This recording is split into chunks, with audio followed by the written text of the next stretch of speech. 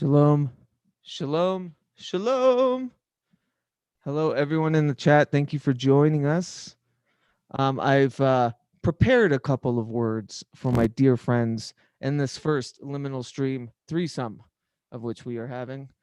Um, Welcome to tonight's Pragmagic Liminal Stream. I'm your poor revelator, Keats Ross, and tonight we will be transdimensionally wayfaring through the hyperconnectivity of the modern internet age and discuss what works and what hurts the inward search when the world is at your fingertips. As always, I naturally gravitate to the folks who ooze their art, their oeuvre with everything they do. Only sometimes they are ones who decide to usher enlightenment through wonderful caverns of metaphysics and purpose. Tonight is one of these times, twicefold.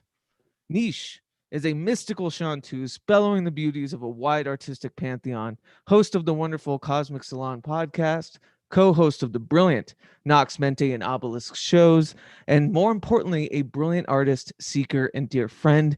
Niish, how are you? Excellent. And I am so thrilled. You are two of my favorite men's in the whole world. I love being the filling in this sandwich for I sure. like it. So There you go. thanks for having me on. And last but certainly not least, Mr. Derek Hunter, the revelator of the love chaos anti-dogmatic philosophy of life, a writer of chaos riddle prose, a composer, and another dear friend who for the first time gets to transcend the liminal stream in this first ever discussion triangle, or threesome, as he likes to call it. Derek Hunter, how are you, sir?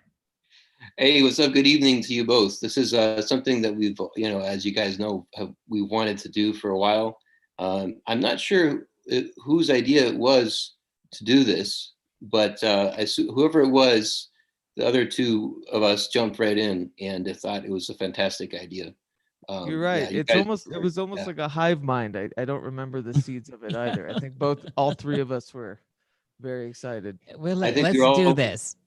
yeah, we were definitely thinking about it I think at the same time. So it just was a matter of who was gonna suggest it first. Yeah. Right. Yeah. The seed has been sown. I do want to talk a little bit about the title, because we're going to be enveloped in a lot of meta discussion about just the weight and the whims of social media and this day and age. And I wanted to maybe give a little bit of definition about metaphysics. Now, metaphysics used to mean the root causes or the ponderances of eternal things, as opposed to physics, which is the study of ordinary causes of ordinary things. And with that, I just want to talk about the metaphysics of the eternal search, the communion with the quote unquote other, and transcendence as a whole within the social media age. Is social media a bane or a butte, a tool, or just literal candy? And when it comes to using it to find the others, I think, in full disclosure, it is both. So let's discuss what hurts and what works in the Google search for the soul. And thank you for letting me get that corny out. Yeah, this is a deep ponder. And it's certainly one of those things that brought me forth this time in my life after having been forward a few times. But it was one of those things. The search for the other is a new age, which brings me forward. I don't think I'd been public since I had my Warner Brothers contract back in the 90s and was really pushing that. And so when I came forward, I really wanted to find my people, my tribe, and it's been very fruitful because here you two are, and we've created this bigger network. All the people that I have encountered through doing this has proven to me that no matter what the downfalls are, what the pitfalls are, like on any journey in life, they're out there and we do find each other. Whether this is a frequency thing, the words find the others. However, there is a lot of poisons and pus, Yeah. Yeah, we and talk don't about get this a that lot. sticky foot of poison. Ooh Yeah. wee. Sticky foot of poison.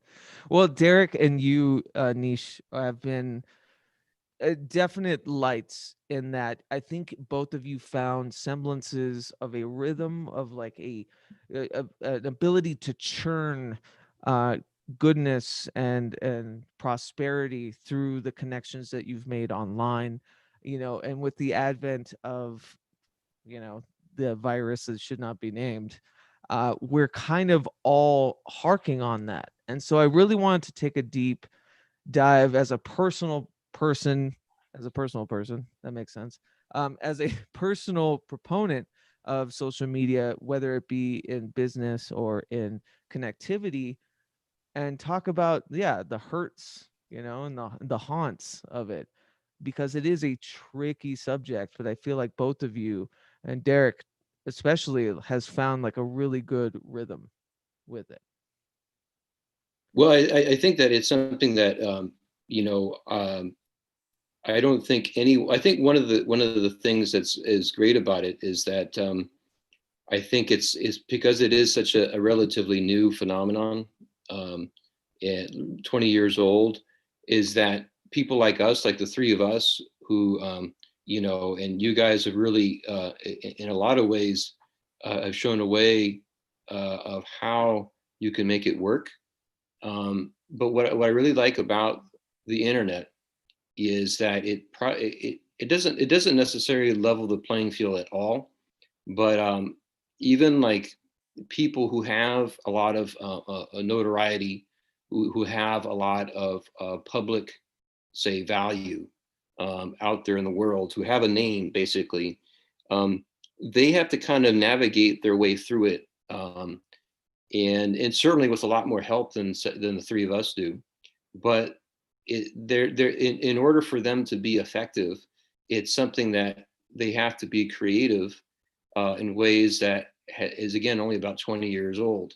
And I think for people like the three of us who are imaginative and can find ways to interest people and to engage people, it can be a great tool. And I know from my own experience, most of my experience as a creative person has been in struggle. I have most of my experience has been in rejection, and in trying to find my way into the door. For a period of time, it was filmmaking, and that was a struggle.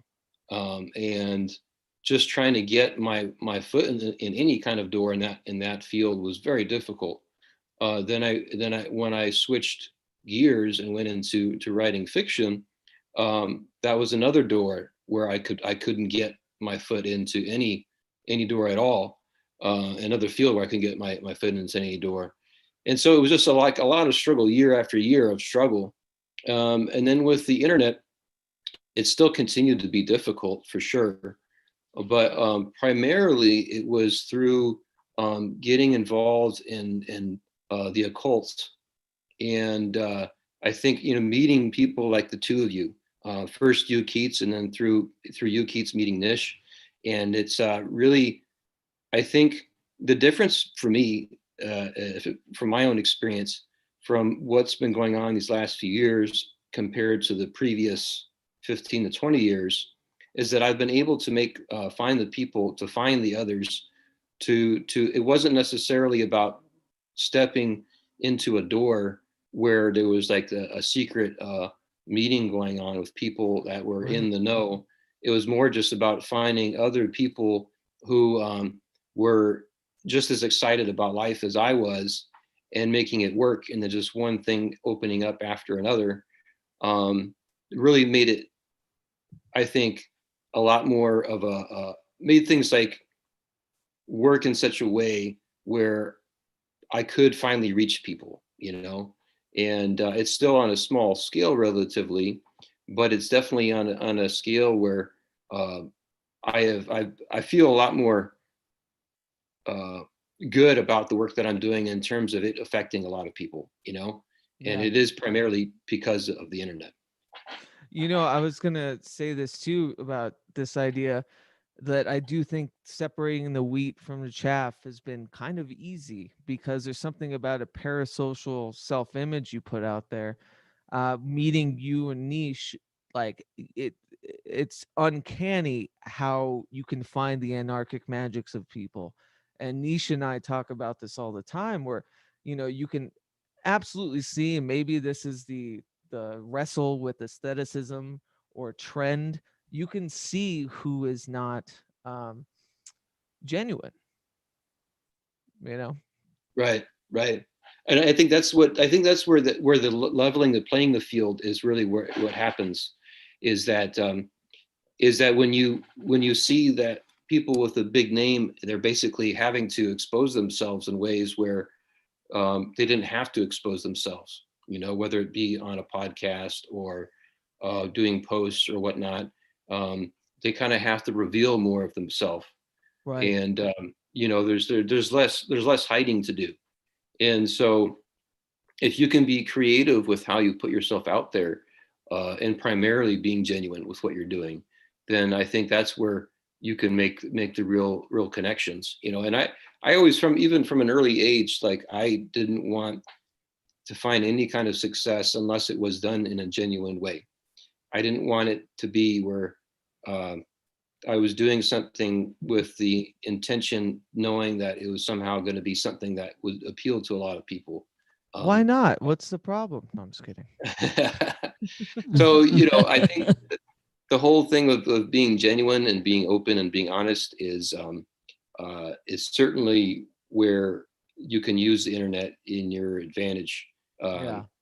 And I think that it certainly, I think you will find there's definitely hurdles to jump over, because one of the, I don't know if we want to talk about the negative side yet, but one of the things that I have found is that, say for example, posting in different places on social media, and so many people are promoting their work, and so many people are being barraged with different people's music, or films, or books, or podcasts, or whatever. There's just so much being pushed out there on the internet that people want to take an opportunity to jump on and attack if you happen to be promoting your own work, because people see that, oh, here comes a self promoter, here comes someone who's trying to Right. push their work.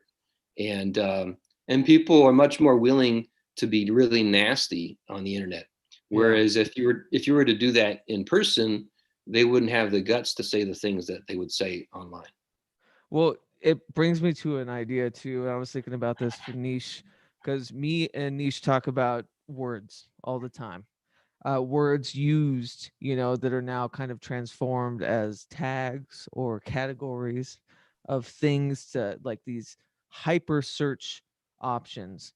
But what always weirded me out too within social media are the words follow, subscribe, all things. I think in the metaphysical process are two major words that I've always battled against, like when it comes Right. to beliefs outside, or anything really, to not subscribe, to not follow. And Nish and I always talk about words, and I was thinking about her when I was thinking about this today, and I wanted to know, I'm sure you've picked up on this all the time, Nish. Yeah, it's a big deal. And it's definitely, I think a lot of us struggle with how to approach those ideas. It puts me off when I see the heavy spell work of commanding people what to do. And it's in very interesting ways that it becomes this mind virus out in the collective. Subscribe, like, and Right. share. Yeah. It's like that may be innocent, and yet at the same time, it's actually a command. And so, for as innocent as it is, we do need to become conscious of what we're saying to people and the messaging that we're putting forth. Yeah. And in a way too, it's kind of dumbed down. Like subscribe was one of the S words that like I battled against as a youth. Subscribe, subservient, safe.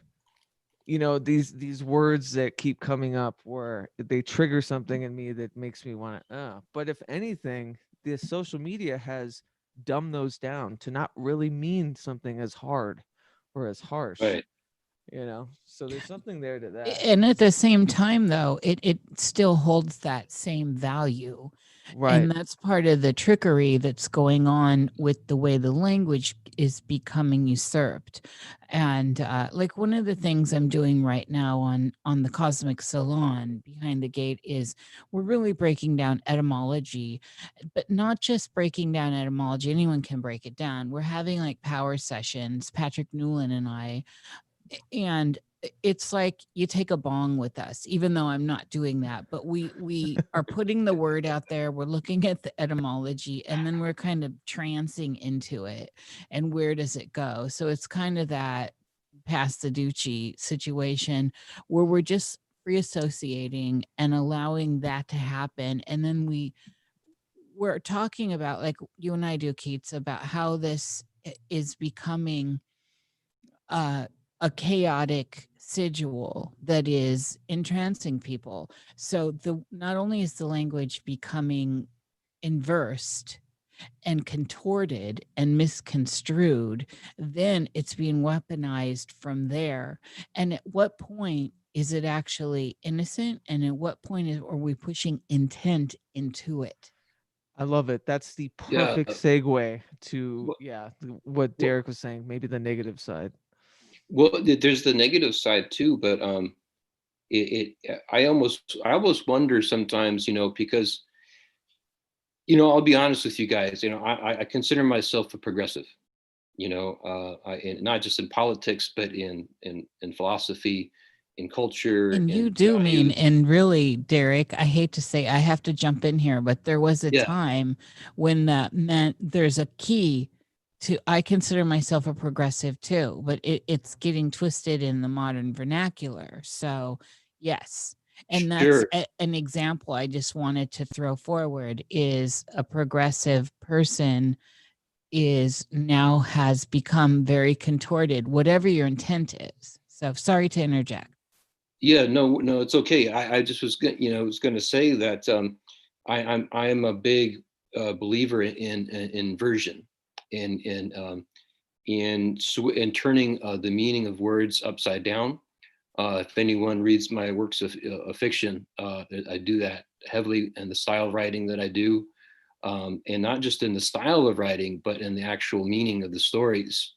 I do it even with colors, as Keats knows, with the alchemical colors of black, white, and red. And I can go into it further into my own work, but outside of my own work, when I see things happening in society where inversion is taking place, uh, I think that there is definitely a healthy thing going on. So there is definitely, I think I understand what you mean, Nish, that there is probably people in positions of power who are manipulating us or trying to manipulate us for merely evil ends. But I think that because of the way things are, with the way culture works to me, is so organic.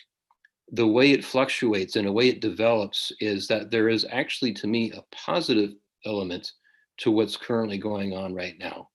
And certainly there's a lot of superficiality to a lot of current progressive trends for sure. I'm not a big fan of the cancel culture or and other things, but there's certainly, to me, I think that there's some value to some of the elements to the cancel culture. But regardless of the ill intention of people in power who are trying to manipulate the masses, and then also in addition to that, despite the superficiality to a lot of the elements of progressive elements to current society, there's this other side to it, a third side to it, which I think is pushing, is an evolutionary process that's happening right now, that to me is positive, and I'm very happy to see, and I'm very happy to be this time in existence alive right now and seeing it happen. Could it be a lot more? Hell yes. Again, I think that, you know, what a big dominant factor of what our culture is superficiality, and the internet definitely has a big part to play in that. Well, And yeah, yeah, I was just gonna go ahead. say, and there's that parallel. I mean, we're talking about the metaphysical like endurance of self. And this is to me one of the like glimmering issues with social media and how it's used is the purveyance of success and growth without the actual elbow grease. And it reminds me that even in the political sphere, it's that, you know, people, uh echo chambers, getting incensed about things that maybe they're not, you know, I mean, and I'm saying this purely objectively, but they're not, you know, getting the full scope and scripture of the truth in that sense. And they Right. start to parlay or purvey how they are uh figureheads of it, you know, how everyone becomes a figurehead. Yeah. And Yeah. Well, there's definitely, I think there's definitely an element to democracy or leveling of the playing field, which is definitely negative. When you're giving right, voice, when you give voice to everyone, which the internet does, when you can basically turn everyone can become a celebrity and everyone's voice matters. And certainly on the surface, when everyone's voice matters, that sounds like a really good thing. But unfortunately, when we hear people's voices who are, you know, sadly to say, ignorant, voicing opinions without doing any amount of research or any kind of thinking or from any kind of real true deep experience, then it's unfortunate, because what these yeah, people are doing is that they're really discrediting the people who have credit, who have some respectability, because they put in the work, they put in the time and the hours, and they know what they're talking about. So now right. it's just, you know what I mean? And so that there's that problem, which with the you know, the making everyone seem like they're special, which everyone I think is special, but maybe not for the reasons that they think they're special. Or But yeah, this is, may I come in on this? please, Niish, So go one ahead. of the tenets I've always loved, and it's from the like, I think it's the 80s or maybe 70s, I have no idea. I saw it of course in rerun, the BBC series I Claudius, and towards Oh the yes, end, loved it. right? Yeah, Yeah. amazing, amazing, amazing. And if you can get a hold of that, you should watch it. It's worth every time, every minute you spend. Anyway, but Claudia Yep. says, "Let the poisons hatch out at some point." And I paraphrase there, and I think that I've held on to that my whole life. I think that's such a powerful way to go. And so, with what Derek is saying right here, is very valuable. I think that people, we need this terrain to be diverse and varied, and people that are not, say, well versed but have a voice because of the nature of internet and social media need to be out there, as long as they're not hurting anyone. And I think it helps us that are doing that do our due diligence, and it provides one with the idea of, okay, is this really an idiot speaking? And I'm going to look up what they're talking about, and I'm going to find myself researching, like you do in college, right? Like you do when you're looking to find information. When you read a book and you go back and you're checking the sources there, when you listen to a great song and you want to see who's actually behind this song rather than the mill of who put it out, who wrote this, who is in the, who are the studio players, that I love that second guitar, who is that?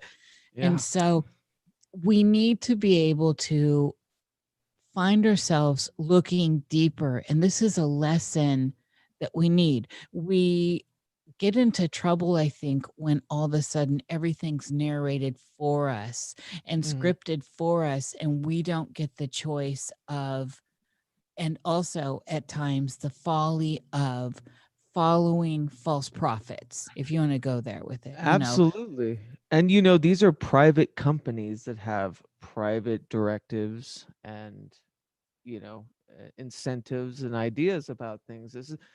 I think social media it needs to be a utility, it needs to be a public square and a true utility. So but we're seeing what a select few people are draining for us, or censoring for us. So it gets messy. I want to see all the voices have a platform, and I sure know where I've been pulled down crazy streams too, where I'm like, what is this person talking about? And I will listen to about anyone. Everyone knows this about me. I'm a moderate person in the end. And I definitely don't have skin in the political game. I think it's all theater. I mean, I have skin enough where I know I have my opinions, but you don't know what my opinions are, really. No one does. I keep that actually private. And so I try to present a centered ground with everything when I come to a table of others. And because I've listened to these different facets and I've taken in this information, including the idiots, if we want to call them that, whatever they are, on whatever side they are, wherever they are, the ones that are ill-informed and they're just puking up what they've heard from others. They're puking up puke What after they've heard from YouTube channels. right. And that's gone through the whisper test. Like you start here with Right. a seed of truth and you go around a circle, and it's, those people, it helps us discern better. And in the end, that is a self lesson that one needs. We need to be able to fall down those traps. So we need to follow uh, those, those rabbit trails to understand and get a grasp of everything that's going on. And I don't like the idea of being too judgmental. I find that that's not self-serving for yourself, for the growth of yourself. And so, yes, there's a lot of stuff I find very distasteful. And in general, I don't like politics and I don't like politicians, period. And so I see that for what it is. And yet you're never going to see me with a pitchfork. You're just not going to see it. And so there is a greater lesson here, and this is part of it. And social media is such a great barometer for these tides. This is a social collection. This is a collective shadow. A This public is also square.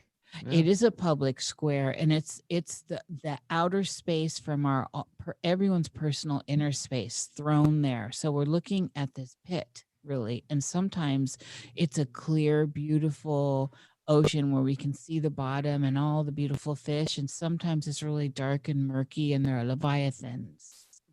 When I was in Britain, I forgot what it's like, Crier's Corner, or it's that park. It's in London, and everyone has their soapbox, and they're just yelling into the void, and people literally walk around and shop for opinion. And I'm like, that's fucking social media in a nutshell.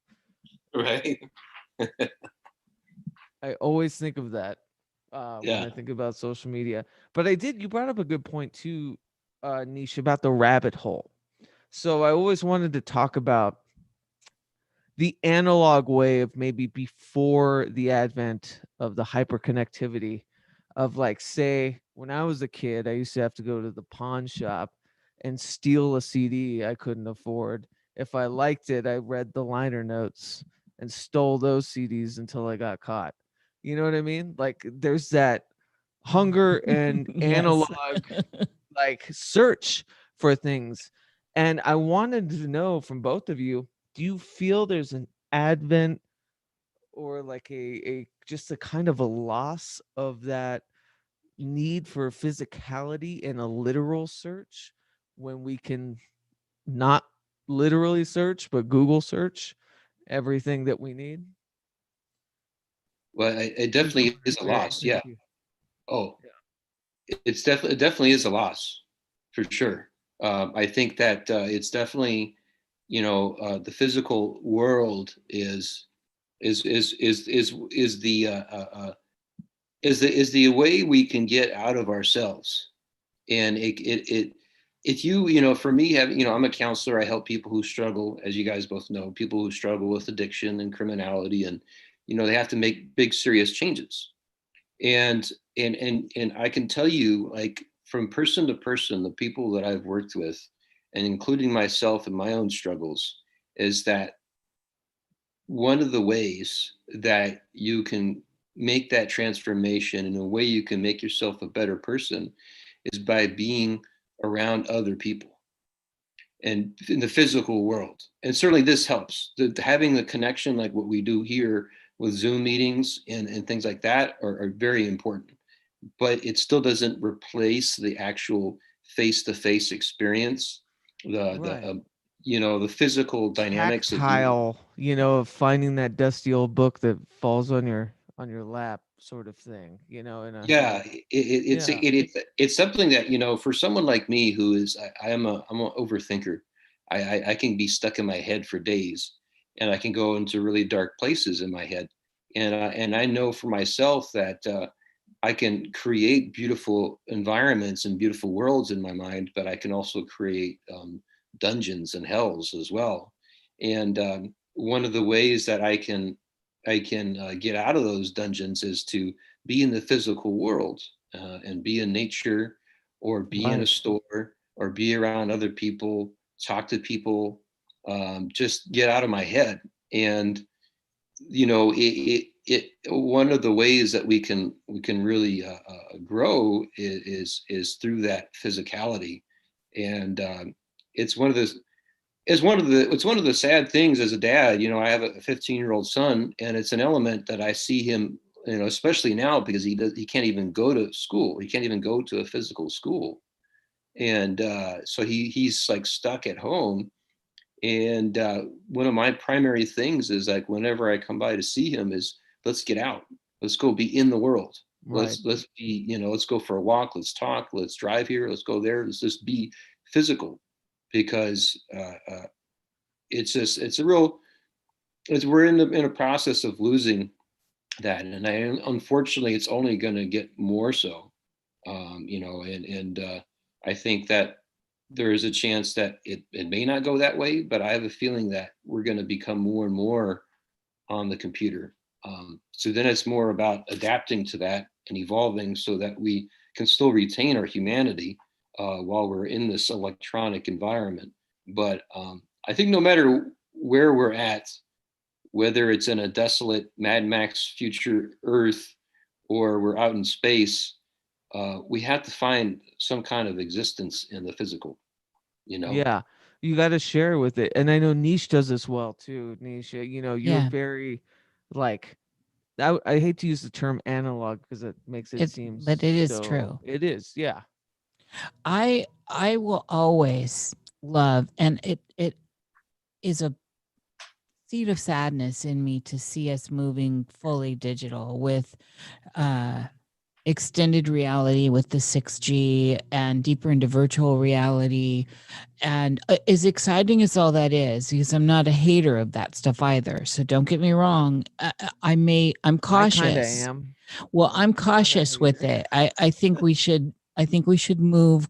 I'm one of those people. I'm a Taurus, and I don't know what my Mayan is. And if Nevaeh is out there, I don't know what that information is. But as a in tropical, this Taurus energy is very cautious towards. I love change, but I like to make sure my toes in there before I jump in, and so Right. I don't burn my Nest maker. skin. Yeah. And I'm that way with the digital world. Although it's interesting because all the new platforms, everyone's like, come to Parlor, come to MeWe. I've been on all those years, and come to Steam It. I was on Steam It when it first came out. So I get on stuff. I just don't, I'm slow to start using them. And it's like when I move to a new town, it will take me 6 months to a year to actually get out. And so, as far as media and stuff I ingest, I'm the first person that will go straight. I never order, I don't do my books are all hard copy. My my streaming of music is probably the exception. Right. And then I love, like Derek's saying, going out. I actually like going antiquing. I enjoy going to eat with my friends where nobody's looking at their cell phones and we're enjoying company. And you know this, Keats. Oh yeah. And Say half of what you're looking at right here is antiquing. yes, absolutely. Right. Same here. And you know this. And Yeah. so I'm one of those people. It's like, if I could insist that everyone check their phone at the door, if I could get away with that, if I had a joint, let me put it that way, and I'm talking like a juke joint, you would have to check your phone in your computer at the door. That would not shop in there. And at my mom's tab bar in Marietta, Georgia, when it was still Marietta, Georgia on the square, she had no TVs. It was a live music bar and no TVs. So you didn't come in and we're watching sports. She really promoted people sitting at the bar and having real conversations. And then when the music came on, which is always bluegrass and blues, Right. they were interacting. And so it became like it was a hot spot. It was always written up in the Atlanta Times and all this, because that was the nature of it. You didn't come in and start staring at a TV. And so I'm all about these organic connections to others. And this is what we need to balance out the digital reality we have right now. Yes. And unfortunately, I think we're losing that battle. I think I lost the battle too, just as a record maker, as someone that used to print albums and do that. It became so above my pay grade to even be able to print media. The last thing we printed was the We the Hallowed zine a couple years ago, and that was just the overhead was insane. It's almost like they're pushing us to just stop, just put it all digital. Everyone wants to just look at it digital, you know. Well, there Well, I is think an it's underground. Don't you both see that there's an Oh, underground of with people course. who want these great publishers are coming forward, and we all know this. Mhm. And people are actually wanting vinyl again, and they're wanting really great books. This is why there are great publishers bringing forth great books now, and there's a genre that's rising out of it. And I think it's probably the undercurrent, but we're all three undercurrent kind of people. We're Right. underground type I people. come from the DIY, aesthetic to the T, and a lot of that too had to be socioeconomic. And that's why I think it's funny to be of that ilk and be on the same playing ground as, say, someone that's classlit or of an upper class. And that's one of the benefits of, kind of reaching to other streams of consciousness with social media, that we have an even playing ground or a playground. Does that make sense? well. I before we jump into this, I want to go back to what we were talking about before. I think in terms of the economics of being in the world, I think that one of the things that it doesn't cost any money at all is just to be in the physical presence of another person, and just put the phone away and put the computers away, and you both make that agreement that, hey, you and I, or a group of us or a bunch of us, are just going to be physically together. We're going to be Yeah. here in this moment, and it's amazing. It's magical.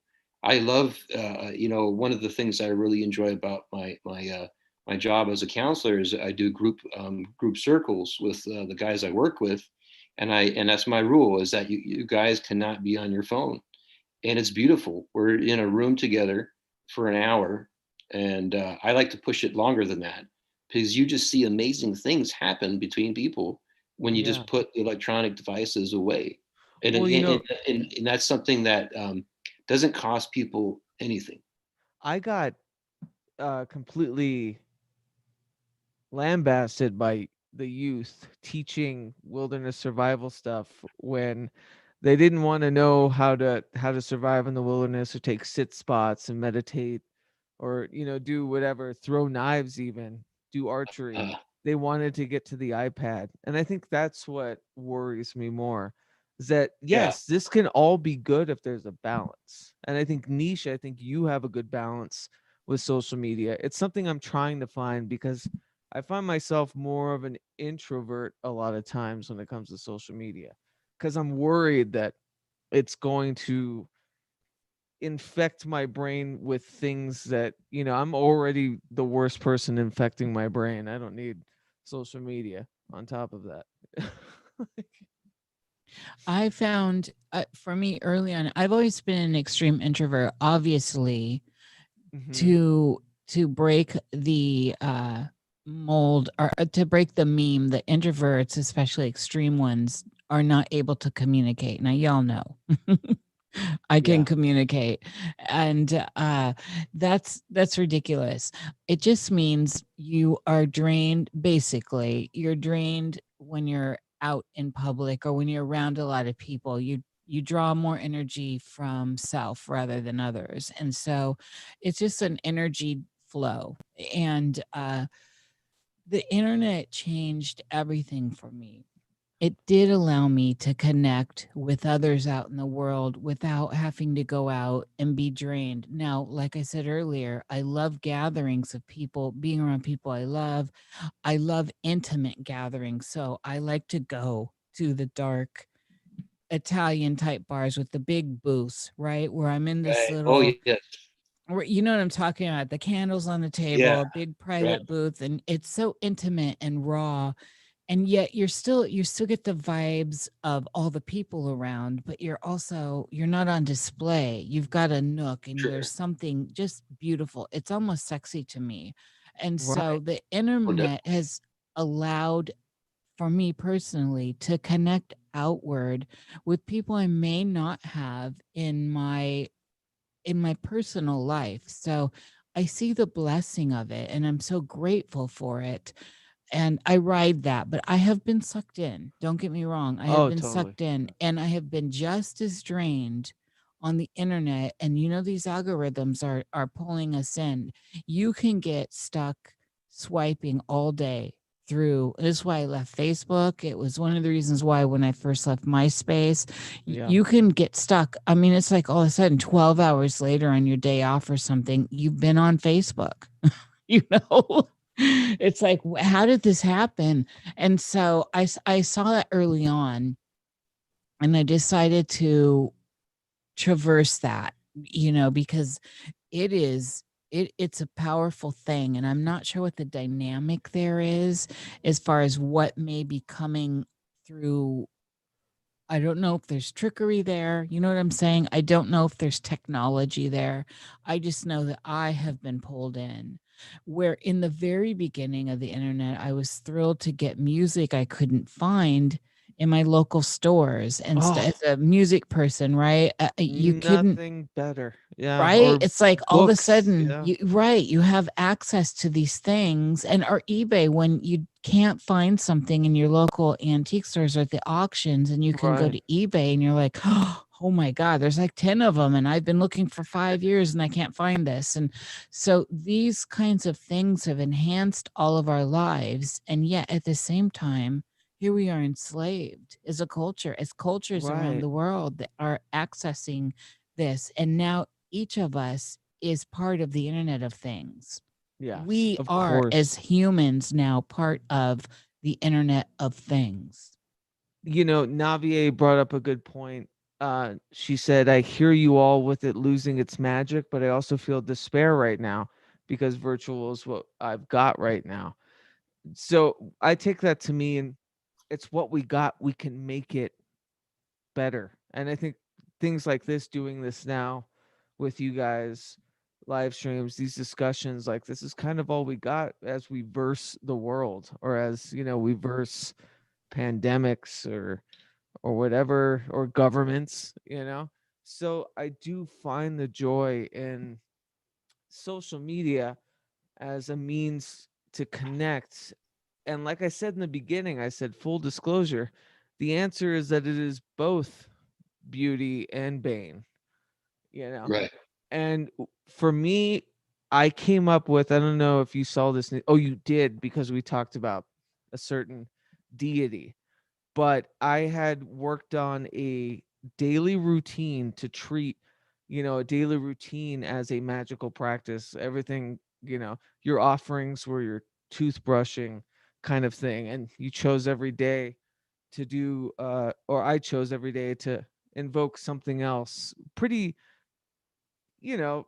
atmospheric. Not like I'm actually invoking these things, but using them as examples, as deities that I would conjure for different, creative projects every day. And one of the things I did in this routine was carve out a time for social media use, because I do feel like if you can make the magic of social media, it's being very certain Right. and intentful about Right. when. And I want to know, do you guys do this a similar thing? Like, is it? Yeah. Yeah. Definitely. Yeah, I definitely have to use it in a very intentional way, because like what if I don't, then what will happen is like what Nish talked about, where 12 hours go by and all of a sudden I just spent the whole day on whatever, Facebook, Right. Instagram, or whatever. I'm just, on it, and it's something that it's like, I think if you go into social media with an intention, like I'm going to go on, and this is what I do. I go on there after all my morning rituals. I'll go on and well, it's a ritual in and of itself. Have some oatmeal, drink my tea, and go and check my emails. Go on Facebook, go on Instagram, and it's always the same every morning.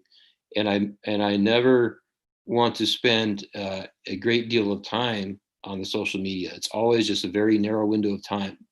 And but it I can tell you that, like, for me, like when you're talking about joy, the internet gives me a tremendous amount of joy. I've created these friendships with the two of you that have been extremely nourishing and enriching for me, and in outside of the two of you, I've had other connections, and I've been able to um, basically get my work to more people, and I that really should is. interject real quick. I met both of you in real person, like I know. one on one. Yes. Like, that means a Yeah. lot. It's not, you know.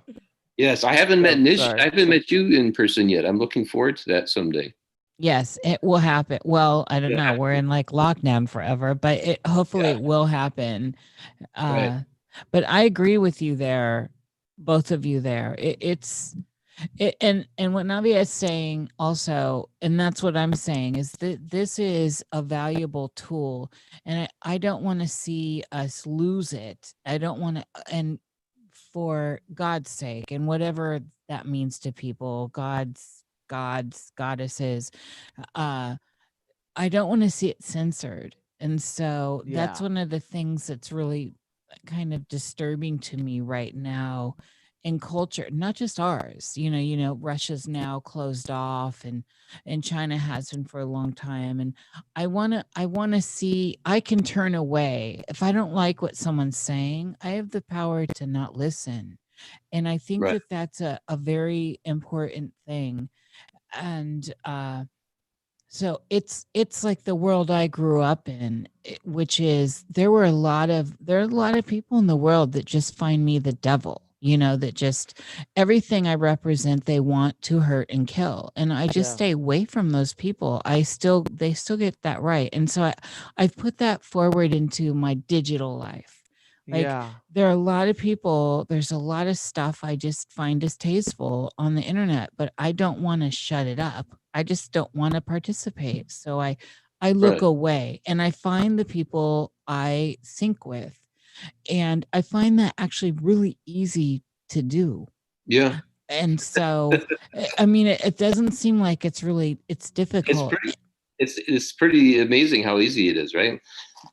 Right. But it's also, I mean, I think we've all been flubbed and Well, of course. And dragged and quartered by well, bad there's, internet there's, decisions. There's oh yeah. I mean, well, this has been another great lesson for those of us that are OG out, that were this was coming in. We all learned that stuff lives forever. Yeah. Oh God. So if you've got, you got a pussy shot out there or a dick shot, hello. Igor is not out in the world like that. I'm going to let you Igor. know.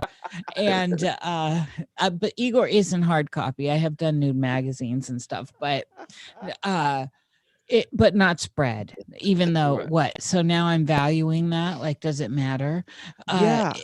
Right. You know, see I there mean, I to me, find that's like, myself. Isn't yeah, that a that's, point there? Okay, so yeah, yeah, Igor's been shot. I've done lots of art in my life, and it's like, why would it matter if you can see my beaver open or not? Like, that's, yeah, we do this to ourselves. You see how this is a mind virus where we come into absolutely. a value of something and then we create the value based on what we think others think. That's Yeah. I mean, that. oh my God, that's exactly how I feel about releasing albums or writing.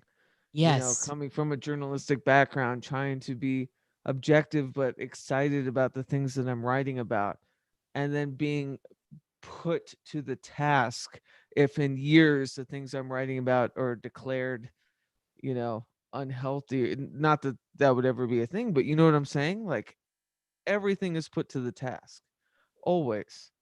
And even records where you can hear my voice changing, you know, Yeah. since I Yeah. was a kid, from Yeah. Weasel Keats to like this Keats, you know, like Well, it's that, out there. People can dig it up and make fun of me. But it's fine. You have to have this, it's almost this let go. It's a perennial yearbook that you yes. just have to get okay with. At some point, I came to terms with, and I talk about this a lot. I think of time as a tape. And Yeah. I know that there's that new age thought of what is it, Keats? The The Akashic, stone tape. the Akashic records. Yeah, So of course. it's Edgar when I Casey. was little, I kept thinking about time as a tape, that no matter what, everything was being recorded. And this is before we came into this reality we're in now. And so I've had this kombucha is making me belch.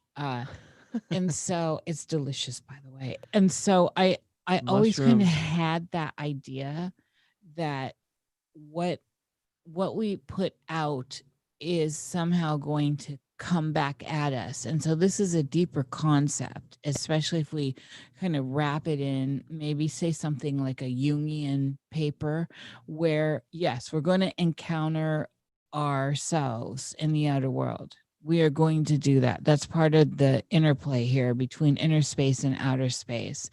And so the shitty stuff I've done growing in my life, and the stuff that didn't seem shitty that I came back later and looked at, where I'm like, man, I was a real jerk there, and I didn't see it then. I see it now. Right. And so that with the idea of social media and the internet, it becomes more visceral. So you could have been a shitty person in 1950s to someone, right? In a relationship. I And there wasn't was. a digital copy. I know you were. But nowadays there's this digital track behind you. There's this digital tape.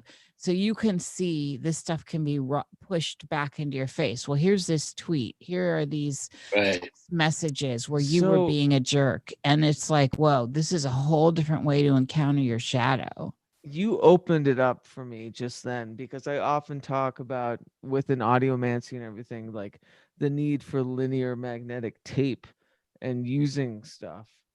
Um, when video editing, they talk about linear and non-linear video editing. Linear means you're on a timeline that is infinite, but it is forward. So you kind of have to fit things within that. Non-linear is, well, I can subtract time from it, move things to the front, bring everything forward. You know what I mean? And we're living in an age of non-linear storytelling about us as people. That Mm. everything is being regurgitated or can be, or chastised from the future, or it's like, yeah, Right. you really made me think about that. Well, it's definitely true in terms of like, when you're on Facebook. I know Nish, you're not on there, but you know, Neither am I really anymore. and well, they give you these memories. Like, remember 7 years ago, 8 years ago, this happened, and it's always interesting for myself and other people who are in recovery, and you remember back 7 years ago, 8 years ago, 9 years ago, you remember exactly what you were doing. You remember what kind of lifestyle you lived. You remember the drugs you were doing. You remember, and the heart wrenching ones are when I'll see a post of my son at a young age at a school performance and his mom was there and his brother and sister were there, but I wasn't there because I was out getting high and screwing up my life. And so Facebook will, innocently share this memory from 10 years ago of, hey, your son had this school recital and blah, blah, blah. And it just triggers the memory like, oh shit, that's right. That's what I was doing. Oh I my was God. staying up for 10 days straight and doing all kinds of stuff I shouldn't have been doing. And Niish, I've been talking about nostalgia mancy. I don't know. I think we've talked about this before. And Yeah. Derek, this is exactly what I'm talking about. Like you see a photo or listen to a recording of you years ago, immediately what comes flooding is the extremes, what's good and what's bad. If there's a way to use that nonlinear form of social media to conjure the best parts of every era, yeah, that could be right, fucking cool. Yeah. right, Derek, there's something funny right, I'm not on Facebook anymore. Although one of my Second Life profiles when I was working a beta test analysis of what that is, that was a deep psychological review of it. I had created a Facebook account because that's what people were doing. I really deeply immersed myself in to get a deep analysis of the process as we were moving forward to where we are now. And so that profile's still up there. And there was a reason why I modeled her. I had several avatars in Second Life, but I modeled my main one, Nish, and Nishka, I think is what her name is on Facebook, after me. So, it's like the Second Life version of me. And then I had a doll and, like I think I had a dog and whatever. But the phones are doing this now. So it's not just Facebook puking up a memory from this. I got one that was a memory from last year. And ironically, it was for my mother's birthday. It was May 9th. And it was like, here's a memory of May 9th. And I was like, isn't this interesting? Here's my Momo's birthday, who's been dead 2 decades. And here is, I guess, what I had was doing all these videos. They're cute. I was camping in the van and playing with the camera. Another thing I love in modern culture. So having grown up in the analog world, putting together films was a big deal. We had to get money. There was all this stuff that was crazy. And Derek, this, how expensive, how many people it involves, right. all that. So in the world of today, it's so easy to create cool films and cool art. It's just all you need is a phone now. And so Right. it puked up a memory from May 9th. And I thought, I loved it and I hated it at the same time. Like, this is really cool. Here's my mother's birthday this last year. And it started with a picture of her. Obviously, I must have posted that on Instagram or somewhere. And then me and the Vardo and, some cute music and books I was reading. And then I had this horror rush over me. Like, at any time, something could just, the algorithms, Uncle Alga, could go through the metadata and pull up me at this date and this time and get a glimpse through what I have at least put in there. But what about the stuff I didn't put in and didn't okay? That's, these devices are always able to mine us through audio and visual stuff. And that's all Right, come out. right. There's no conspiracy there. That's there. Yeah, And yeah. Yeah. so this Well, is the dark side. That's the dark side. Ooh, next segment, the dark side. Let's go, Derek. What do well, you got? one thing I think I went and checked out MeWe yesterday, and I'm on MeWe. Yeah, Yeah, you had it mentioned it. I only knew it because of you, Derek, because you shared the TED talk about the guy that did yeah, MeWe. You That's guys my yeah. find first. me over there. Well, I don't know. I I went over there and I created an account, and the thing that we were talking about, like in terms of our personal experiences, right? And I noticed like there is like this section on MeWe where there is like it's like you can list every single thing that you're doing, like what kind of food you're eating, uh, if you're using the restroom, Interesting. if you've got the windows open, or you've got, if you have a cat or a dog, or if you like, there's just like so much information that you put on there. I'm just like, okay, so MeWe is like the anti-Facebook, right? It's all about privacy, and it's all about, not using your personal information to But give to that's advertisers. absolute personal information. I Yeah. know. I'm like, wait, huh? Why do they want me to do that? It's like, oh, well, it's just for, just the people that you know. Like, Yeah. how do I know that? Yeah, that's And so funny. Yes. And oh, go when ahead, I saw sorry. it was free, and I'm like, wait a second, how can this thing possibly be free? And there's no ads. And so I go on there, and of course, it's not free. You have to pay for it, and it's a big, you have to, yeah. I don't know. Derek, I was when Derek, I have to piggyback that too. It was Eric Arnes who sent me the thing, I think last year or the year before. I said, come join. So I joined, and like you, I'm like, okay, it's supposed to be this basically open format where it's open source, like Linux, Yeah. basically, right? But it's not, because you get in and then just exactly what you're saying. They want you to verify, and then they give you so much for free, and then you pay. And I threw that right back at Eric. I'm like, Eric, this is. What are you talking about? You actually do have to pay over here. And he's like, I guarantee you won't use up all that. I can't remember the data, and I kind of just left it.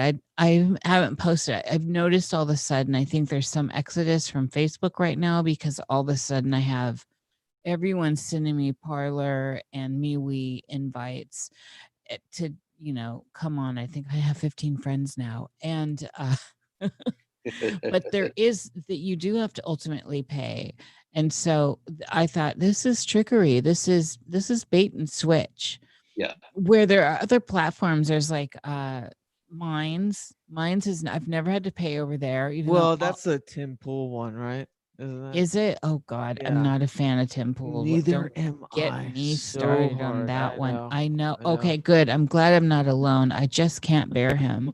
I Is that sent really his Jerry. platform? Yeah, I think so. I sent Jerry. Oh, Did you ever see the CGI Tim Pool where he takes off his beanie and it's another mouth and he feeds it a hot dog? no, but It's I'm loving amazing. it already. I sent it to Jerry. I laughed for I a th- day. Yeah. I think I'm leaving now that I know that's Tim Pool's, because I can't bear him. And I don't care Dim saying Tool. that out loud. I've said it on Nox Mente or the Obelisk Yeah. once or twice. I can't remember what You know, Jerry was he saying. He Who liked is him, he? and I gagged. Who well, is it's Tim like Pool? okay, so Tim Pool, he used to be he's like my age. He's like an anarcho, or he used to be an anarcho like skater that started filming things and selling the video to news outlets, and then got hired by Vice as a journalist for certain protests around the world, and has just become a shill of a different color for, Uh-huh. all of his income comes from a certain revenue stream of person and what they like. And it's just he's like kind of the biggest YouTuber right now in politics. He is Yeah. terrible. He's a whiner, and yeah, it was.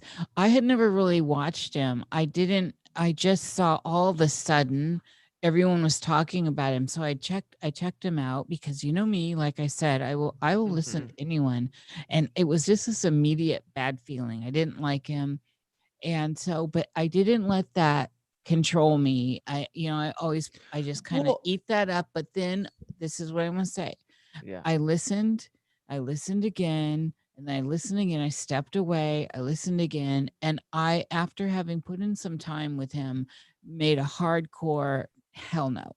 I'm not having this man. I don't know where he stands on stuff. I don't care. I don't like his energy. And I know that sounds new age, but I feel like he's a shill. And that's just my opinion. I like journalism is my background.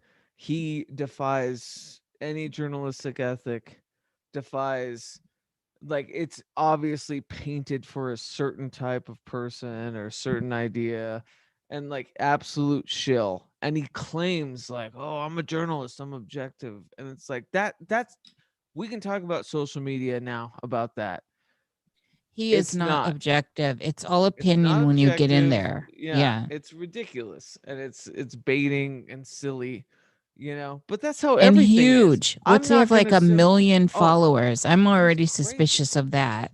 He's crazy. Yeah, and that's because the right's got money. What can I say? So he basically does most of his. He's a YouTuber, but he's connected with Vice mostly. He used to work with Or used Vice, to and be. then Okay. went on his own.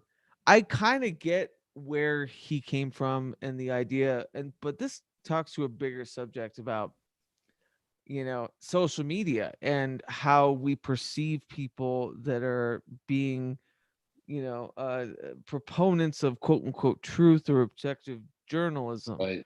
Right. We are, like, Niish and I are good friends with Thomas Sheridan. That dude is I love great Thomas. Oh, on love he's him. like, but he's still like troll and kicky because he knows that he's not owned. And I get it. I don't agree with everything he says, but man, do I Yeah. love him shit stirring. He He's seems one like of my the kind of, favorites. he's the kind of guy I would like to. Well, back in the day when I would drink, I would love to have a drink with him. But Yes. I Yeah. know I would probably disagree with about 90% of what he says. Yes, exactly. And I think that's what we're missing is that, they fall into these categories of that they're these people and this person. Thomas, he's great in that he fluctuates because we're not meant to know who he is because he knows who he is. Well, That's all I'm that glad matters. I'm glad you bring up Thomas Sheridan because I think he really personifies to me an interesting aspect of the internet. It's this aspect that um, people who are genuine, and I think he is, and have Well, no, opinions. he's a shit kicker. He's a shit kicker. Okay, right. Well, I mean, the thing is that in person, someone like him, his opinions would be, I think, I can completely disagree with you, man, and I but I see you're like a decent, you're an all right guy. I like you. You could joke around. You seem like you come from a decent background. You're coming from a good place. I just think your views are way off from mine. Oh, And that's absolutely. cool. Yeah, But in the it's in the necessary. in the in the world of the internet, though, like so, for example, I was friends with him on Facebook, and I just because he has so many followers, right? The way Facebook works, I was just constantly seeing his posts on Facebook all the time. And it was always this very, to me, again, from my perspective, very conservative, to me, kind of reactionary, right wing kind of perspective on things. And I just got annoyed with it. And I'm just like, man, I guess, and he would sometimes in my Love Chaos group, he would make comments and post like his website and his different opinions and in a kind of somewhat kind of trolling kind of way. And it was just kind of like I had to defriend that guy because it just was just like it was just you see how so like in person I would probably like connect with him in a way or I would enjoy his presence. But on the internet where I don't get his facial expressions or his tone of voice or the way he expresses himself, all I'm getting are his opinions. And his opinions are really loud and just really just not my cup of tea. Whoa, And yeah. so for me, I just have to turn it off. And so I But just that's Derek, That's that's the what I'm beauty. saying is Yeah. that we can, he's completely, this is what I'm saying, we can turn away. So, and that's what, right. whereas But I can't yeah, bear Tim Pool, so I don't listen to Tim Pool. And that's the power. yeah, Tim Pool should have he should be out there and he should not be canceled and he should not be censored. He's not hurting anyone. So, but I'm not going to listen, and I'm not going to be one of the million people listening to him. I can't bear him. Thomas, I adore, and I understand. I feel like for me, with Thomas, there's so much Thomas says that I'm 100% with. And so, I mean, who are we ever we need the give and take. But Yeah. Thomas is he's real though. I mean, he's not hiding behind he's not out there trying to get money from everyone. He's not out there trying to feed some sort of beast behind him that wants him to push something at you. He's And pushing. he knows damn right when he's being a shit kicker. He knows Well, he damn definitely right. He has a shtick. I definitely feel like he has a shtick, and that it's a shtick that works and has a following. I feel like he feels he has to But you're continue. right. I don't agree with him on a lot of politics. I don't agree with him on mental health. And when I had him on PRAGMAGICK, the first time I made sure to talk to him about that. But that's what we're missing is this discourse. Doesn't matter, Well, like, you have a different idea than you're a fucking shitty person. No, that's not how this works. Well, that's what I mean, though. That I think there is like an art to social media discourse, and I feel that I think for again, for me, a person like Thomas Sheridan is an older guy, and in his personal, probably in-person interactions with people, could probably get along with most people, right, and can say whatever he wants to say, and it doesn't come across as loud or obnoxious or whatever. It just is what it is. People come to him. Yeah. Right. And so, but when you're online and all you hear is the opinion, and it's just right there, right, and you're not getting the person, you're not getting the human being. That's why for me, I really try to avoid posting about politics. The only time I'll ever talk about politics is primarily because of climate change. As you guys both know, that's a big thing for me. Yeah. And that my last book was about that. My ritual earlier this year was in regards to that. So I'll post about that. I'll put that out there in the public forum for discourse. But other than that, like, and maybe encourage people to vote, or I might do something about supporting Bernie Sanders or something. But for the most part, I really try to keep that to a minimum, because I feel like that we really do lose our humanity when we get into these shouting matches about politics on the internet, because we don't see the other person's face. All we see are the opinions. You know what my favorite part is, and I can use this in metaphors, is joking with Jerry Cthulhu about how space is fake, while at the same time, like, giving high fives to Michelle Embry about some anarcho-punk shit.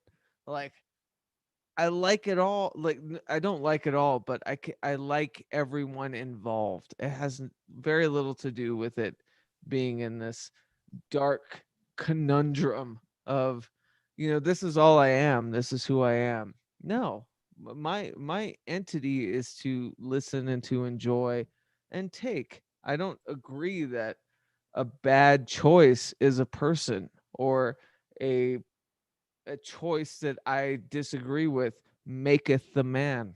That's ridiculous. Right. I have always felt, and I have always given myself permission to change.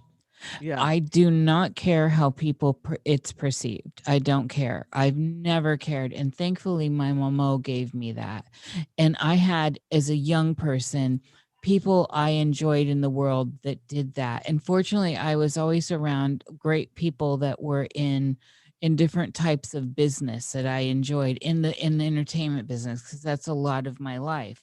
So you get to see, like, drag queens that were a different person all the time, and there was this kind of idea of, oh, it's this person, but now it's that person. Or people like, say, entertainers like Madonna, who is 50s this week, 20s this week, cyberpunk this week, and it doesn't, the chameleon nature that comes out with, say, thespians, which I've always enjoyed, is, I think, something good. in the world, and we need that to understand that we can change, and it's all right to shift and contradict yourself. Oh my God, that is the biggest thing. Be okay with saying I'm wrong, and be humble when saying I was right. Yeah, I hope every day something takes me off of what I found conviction in yesterday. I hope that a new piece of information comes towards me every day that I hear and listen and incorporate into the collage that is me, and that creates more depth, more A patina. mosaic. Yeah. Yes. And so I become a richer person. And in the end, these are self journeys. This is a self journey. I'm not allowing the outer world to dictate to me anymore. Now we've got to get there. You got to get there in life. But Yeah. anymore at this point, I'm in this for myself. And so the stuff that comes back at me, the stuff I'm triggered by, is clearly stuff I need to hone in on and look at, like, Yeah. why is this bothering me? And then I have to, and we can separate, we can parse it out, and we look at it. It can sometimes just be idiocracy, like, and you go and you tear something apart and it's just absolutely nothing. It's idiocracy, and that was initially what bothered me. And when I tore it apart and looked at it, that's what it was, nothing. And then sometimes it's really deeply valuable. Oh man, this is a deep seated complex, and I need to actually look, because now my shadow has attached to this, and I'm projecting onto that and having this interaction, the shadow, deep, unconscious interaction with something that's causing me a feeling of hate or detest, and where I want to get up and kick it, And so we need to really allow ourselves that space. And yet this is internal work. I'm not going to go out in the world and get nasty and violent. That's where things have gone askew here. This is Yeah. where it's getting crazy. You're Definitely. absolutely right. That's the toxicity of it's absolutism versus absolutism. And I will always Right. rally against that. Always. Definitely. Or as Derek and I have talked very deeply, the health of doubt and what you think is a militarized idea of the self. Like, it's a healthy thing to not think that what you think is forever, you know? Or that you're right. Yeah, Yeah, or that you're right. Yeah. definitely. That's one of the things I think, that if people can look at their own ideas as it is something that it may be true or it may not be true. It's going back to Robert Anton Wilson and the whole embrace Oh of the yeah. maybe, you know, Yep. and the word maybe is not something that a lot of people like to embrace, like doubt. It doesn't sell tickets, Derek. It doesn't sell tickets. It doesn't. No. People don't go to YouTube to be like, well, you know. Maybe.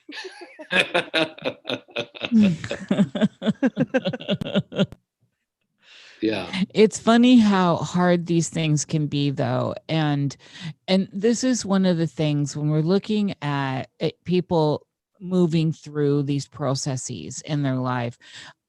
For those of us that have moved through, are a little bit further on the path, it is important to remember and give leeway to those that aren't and that are moving through. And I'm constantly these days being challenged by reminding myself that if I look at a 20-year-old me that was probably someone I may not like right now, uh, I have to personally allow space for that to happen in the world of people's growth. And this is what we were talking about earlier. Now that everything's recorded all the time, I think there are major movements in my life, major overtures where I would just be aghast if some of the rants I was on, some of the things that really bothered me were recorded, and I'm out there being crazy. And so it is, we have to allow that. There's so much mind control, and it's everywhere, and it's always been in the media. It's always been served to us. And again, these are things that people have to come to on their in the inner space. But I'm trying my hardest to allow people that space. Now, do I want to walk down the street and get hit upside the back of my head with a brick? No. And this kind of stuff I'm seeing on all sides of everything, because I walk a center line, are atrocious. And I don't know how we've ended up here where we are collectively, where this is the state of our world. This is the state of our collective unconscious. Well, and I think, if I may, I think there is something to the word systemic. Like if you look at the etymology of the word, it's the growth of a system that is born into the thing that we're talking about. Systemic. It's dark and crazy, and it's really uncomfortable. It's really uncomfortable to realize America's a hard country to really purvey as someone that's, hey, this is It's not freedom, just you know? America, Keats. It's Oh, all I over. know. I'm just saying what's happening, and so I do understand. I understand the aisle, as a whatever cis hetero person. Yeah. I understand it. I Yeah. absolutely get it. Like, people aren't listening. Shit is happening hard, you know. Uh I agree with the way it's going, but no, but that's not my place to agree with it. And I think social media has done a lot to that. It's done a lot on both ends to kind of weed people to either or. And I think that's the scary thing for me, was that it was never, I think when we're anonymous, and when we're able to say what we want without any kind of notice, or to default on something that's just about being dark and angry. Like, Right. I think social media has had a lot to do with that. I really do. And I think Mhm. about it in the magical standpoint too, in the occult communities. I mean, Niche, we talk about this all the time. It's gone out of control. Yeah. Out of control, with people that garner money because they know how to design a website better, or an Instagram has more followers, Yeah. you know? And so, like, I just don't think there's a good and bad. And I don't think you do think that too. No, you know that. Yeah. Yeah. I'm center line with all. I really, really try to walk that center line with everything. It's a inner martial arts training. And as far as I'm concerned, it's part of my greater witchness, right? Right. It's where I find that witchy power. And like I said earlier, when I'm feeling called to being, the word now is triggered, I really, really look deep within to understand why has a complex been activated, because that's what being triggered is. Yeah. And where is that? It, is there a string here? Is there a puppeteer to that complex? Or is this something that was deeply seated in me, that was part of the gameplay when I came onto into this life? And so I really try to, sometimes I think I sound so Christian, and yet I'm not. But I really do try to give people that grace. Yeah. And there's I a love lot that. of people I just don't want to hear. And so, like I said, I exercise that choice. And what's concerning me now is losing that ability, where things are being tailored out. And I'm concerned now. I'm concerned with algorithms that are doing that. We're seeing Oh that. my God, the censoring on YouTube is Yeah, I it's think it's but concerning. it's I also think, a yeah. private Well, company. one thing I want to say too is just in regards to, I think, what you're talking about, Nish, but from a different perspective. I think from coming outside of, say, the perception of or experience of grace and of compassion, basically what you're talking about, I think is extremely important.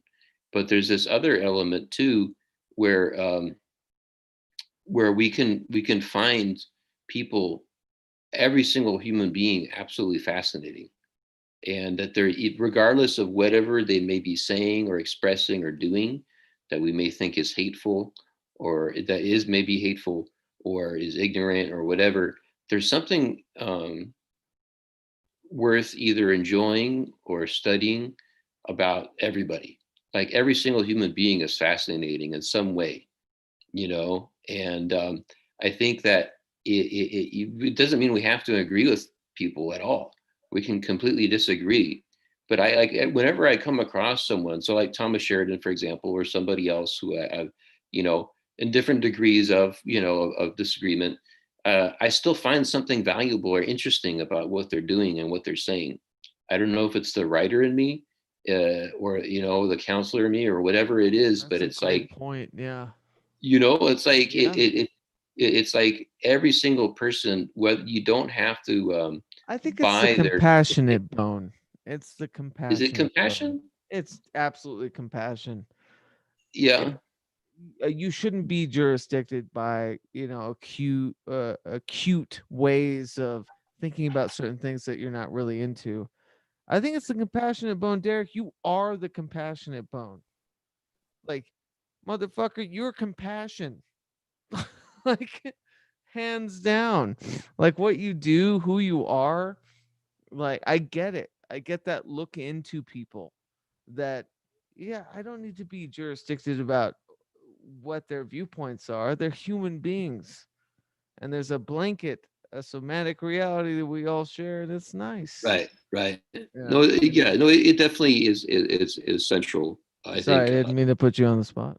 Yeah, no worries, that's okay. I think I appreciate you telling me that. It's something that, well, I'll be honest with you though, too, though. It's like, whether it's as a counselor helping people, or in other areas of my life, there's a pleasure element, I think, that has to be in place.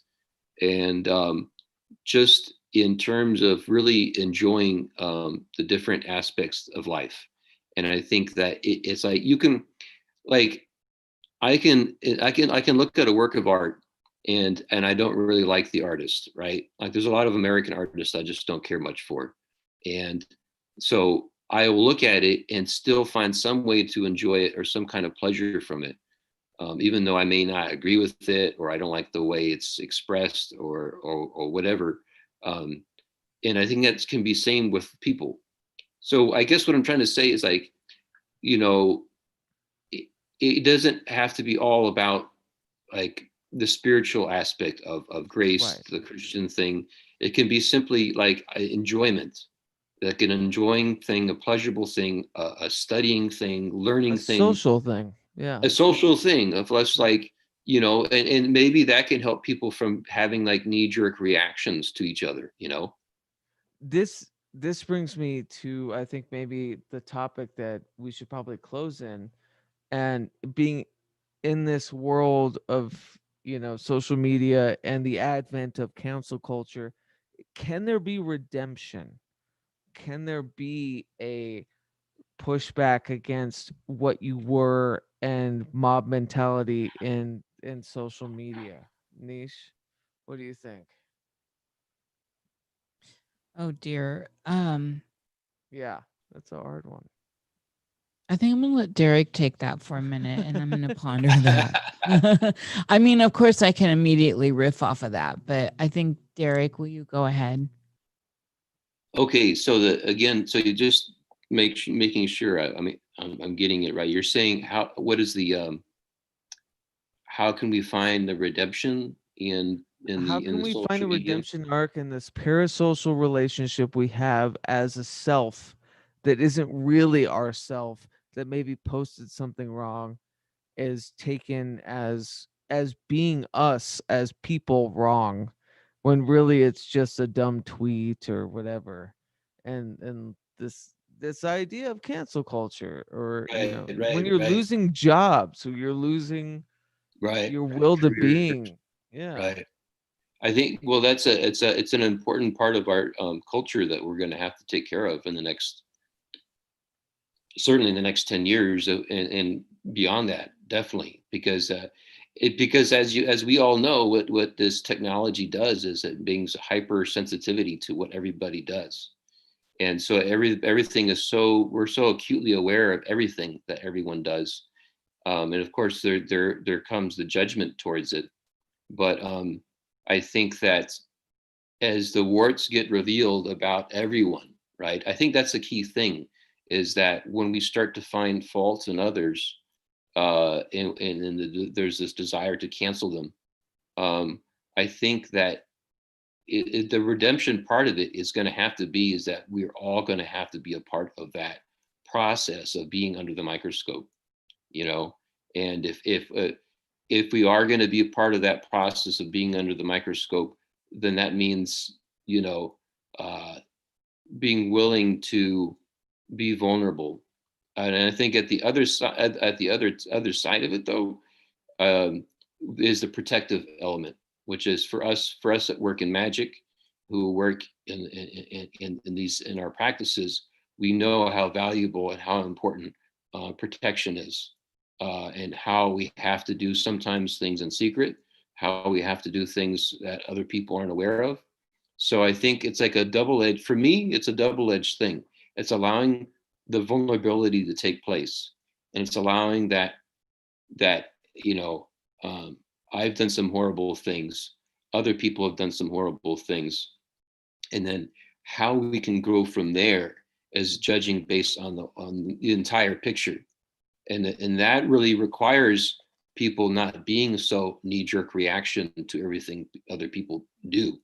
Is it requires sitting down and taking in the complexity of life.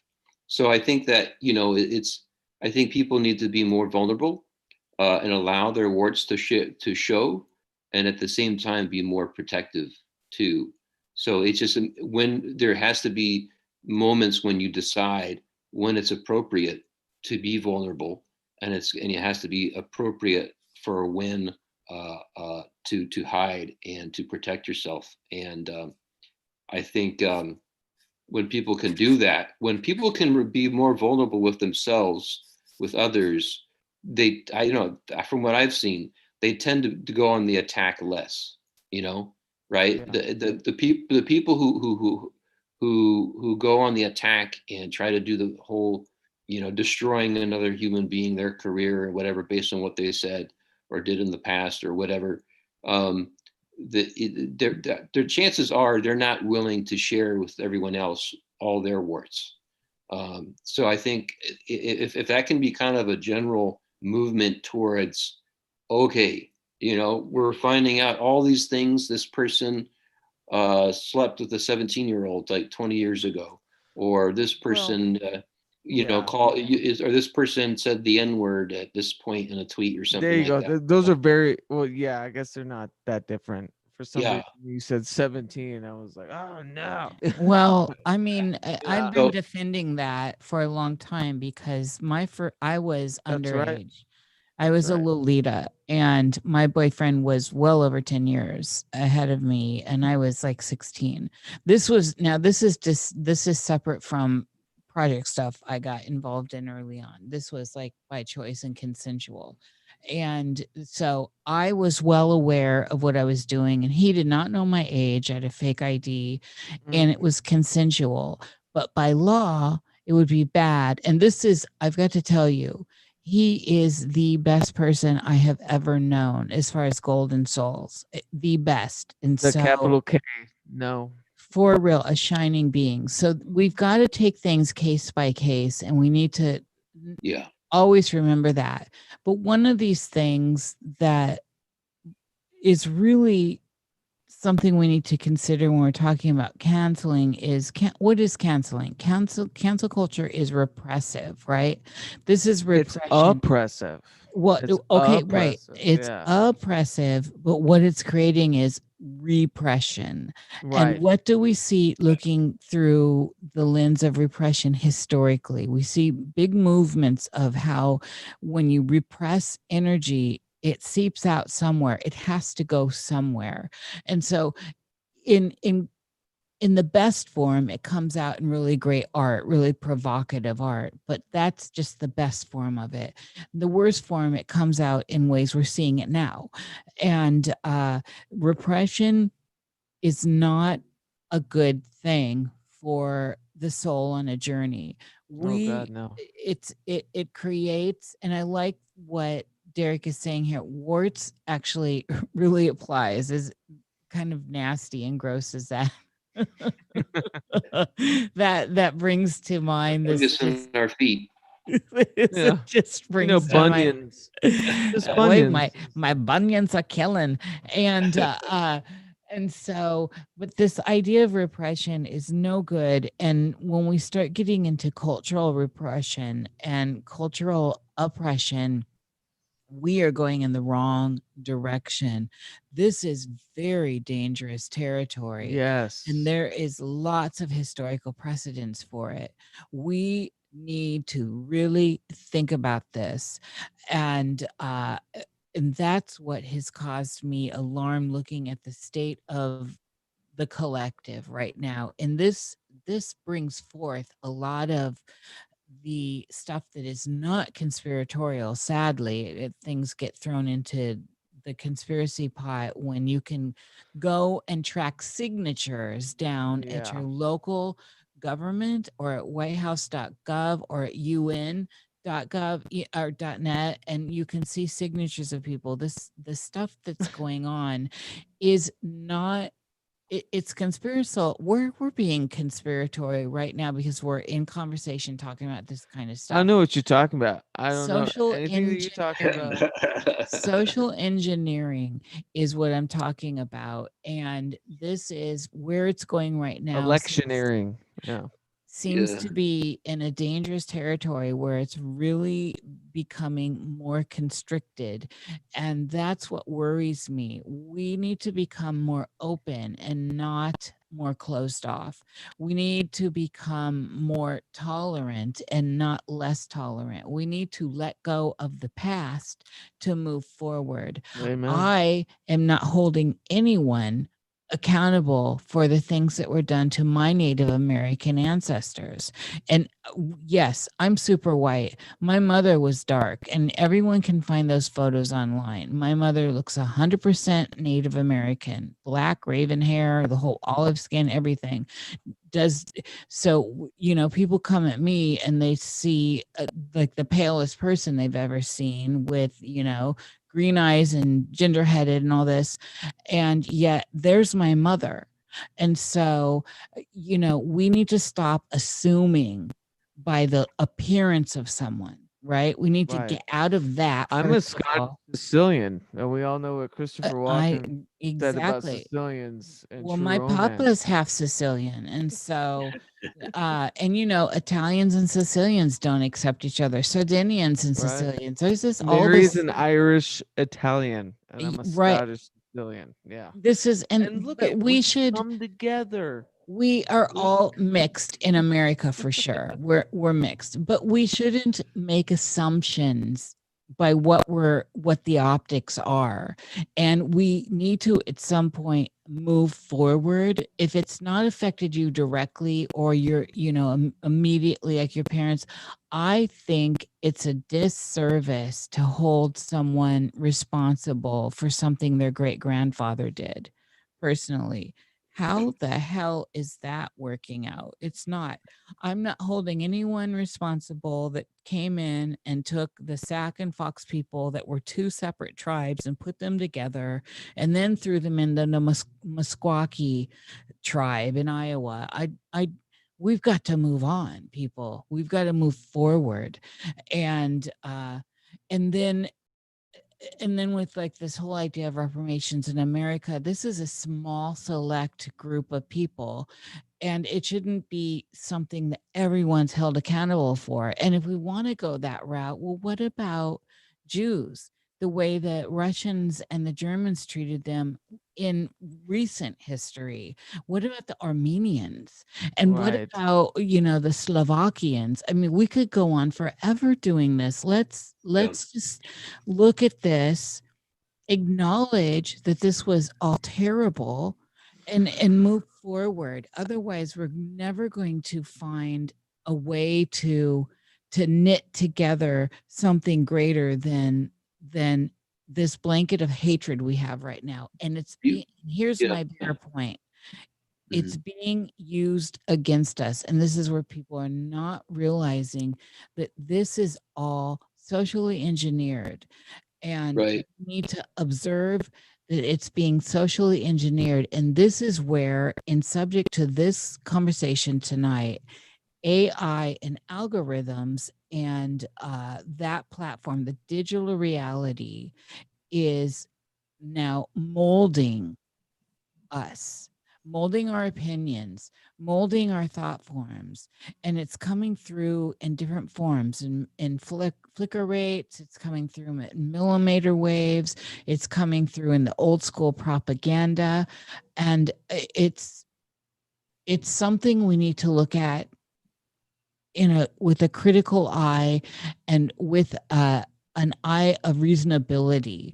And this includes people coming on scene, debunking everything. They're not serving any greater purpose. We need to actually sit down at a table and look at stuff realistically and talk like we used to do in person. And that's what this is, the folly of the internet has turned into. I can come up here and say anything and you can't do anything about me, and I can throw up any kind of avatar and you don't know who I am.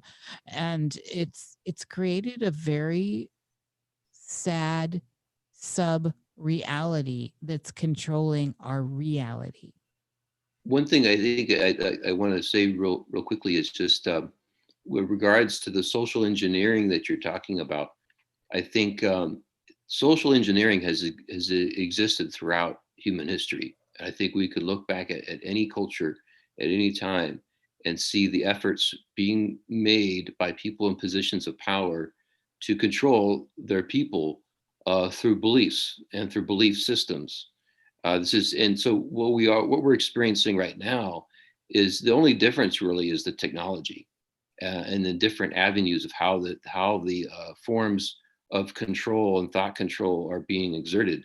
But I think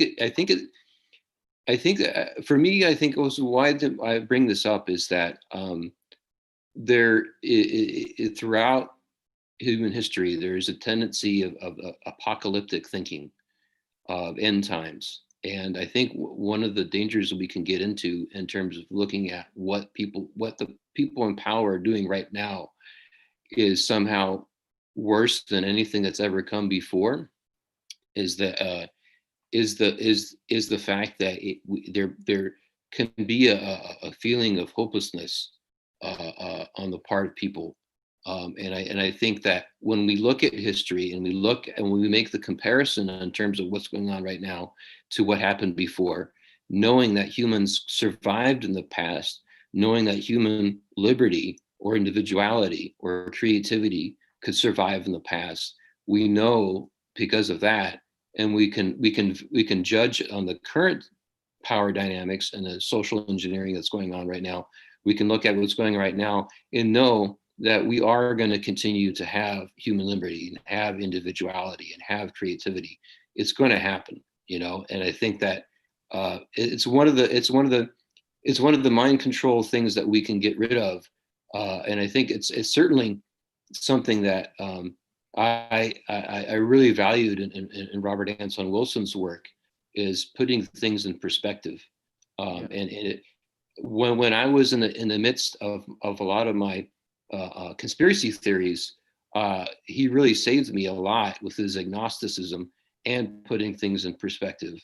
Because when I did that, and when I still continue to do that, I can look at what's going on and look at the people in power and what they're doing, and know that as powerful as they are, as much of a mastermind at what they're doing as they are, that ultimately they cannot control everything. Try as hard as they can, it'll just never happen. It's never happened in the past, and they have tried, from the Spanish Inquisition to Nazi Germany to Stalin to God knows whatever different times of human history, humans have tried as hard as they can to control and to destroy other human beings.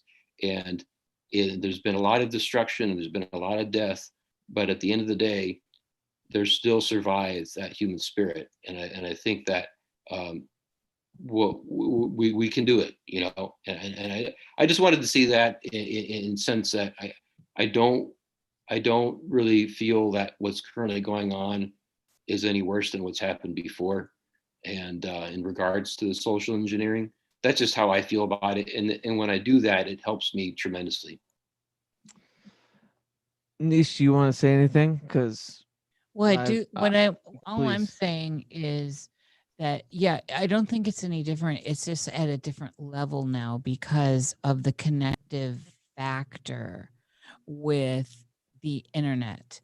And as we've been seeing in the last year and a half now, Russia has separated, and this is recent. Russia separated its internet from the US. This was a big move. You can go look this up. China always did. I mean, there are VPNs and you can get around it, and everyone does.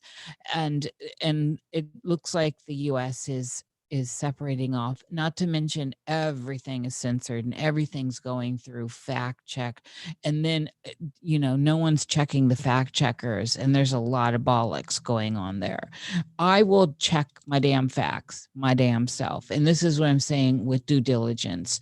We need to learn to think for ourselves and to do the research like you learn in school. This is a skill that people need to learn. You cannot have everything handed to you. Go looking, and don't just go look at the narrative script of the winner. Look at the loser too. Look at the side narratives to gain a broader perspective of a narrative. This is, I mean, if we listen to some of the stuff going on, you would never know that the Irish people were real slaves in America. And I have a lot of that stuff in my background with the Scottish side and the growing up in an Irish household. And there's a great book out there, How the Irish Became White. And I mean, there's a lot of stuff a discerning person needs to come to, and just accepting someone else's word for something is never good enough. You need to question the world. And that's always been my one point. Always question the world. There is nothing wrong with questioning the narrative. This is only going to take you into more growth. And question the narrative of yourself too. Well, that's the inner work, the right? World in the social media age, yeah. It's more don't rest imperative on now. morals. Yeah. It's more imperative now than ever because everything's really being, I mean, now there are books you can't buy anymore. So it's equivalent to like the book burning and stuff. We're in very treacherous terrain at this point where, because of cancel culture, and I get it. I get that there's a healing that needs to happen, and it does need to happen, and we need to move into a balance where in between eons, we're going from the Piscean to the Aquarian, masculine to feminine, and the pendulum swinging, and we need to find balance. And so it's like more than ever time to really make sure we're looking at all sides and not just jumping on ships because we're seeing everyone else jump on a ship. And that's called a Jungian analysis. That's participation mystique or groupthink, and humans tend to be really swayed by that.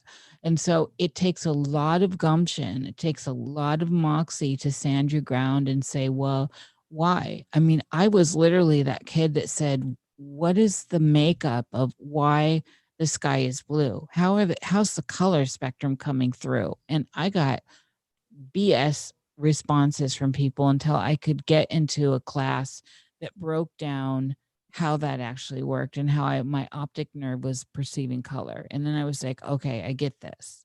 And now I understand it. Now I see what blue is. And now I understand why, why this plant is that color green. And so this is where, but what I see are a lot of people just regurgitating and regurgitating and regurgitating. And because of the nature of the internet and social media, it's out of control. And getting control censorship is never the answer. And so that's what my message is here, Keats and Derek. I love it. I love it. And if I can say, maybe in a slight bow that I'm going to tie with this, I've had the privilege of having both of you in different aspects and different conversations prior on the podcast. One of the last ones with Derek was about doubt and how healthy doubt is. The one with you, Niish, was about facsimiles and knowing when to fight against the people that are, facsimiled on truth. And I think tonight both of those beautifully merged.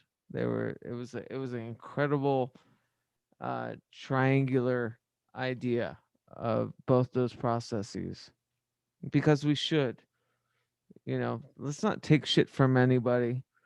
Let's always make sure that we're not an absolutist, but also, you know, let's be weary of the Instagram witches.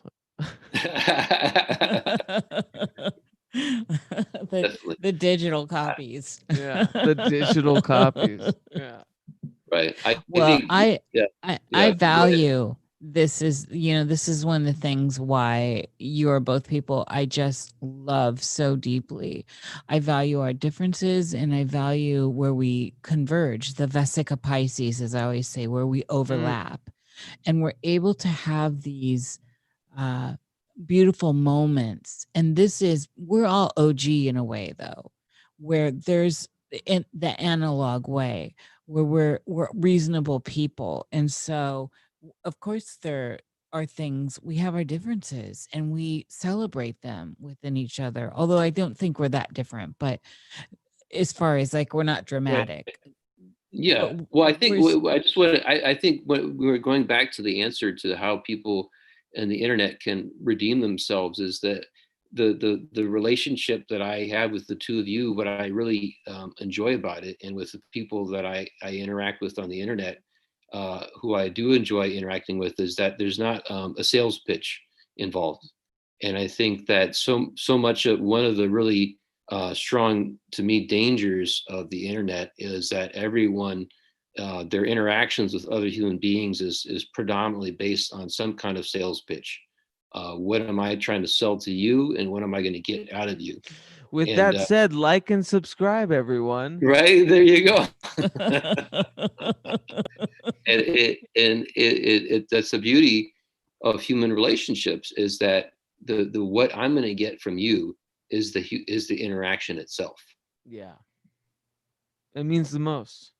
And Yeah. especially this day and age, like I did have the pleasure to meet both of you and the somatic reality we all share. And it wasn't good enough.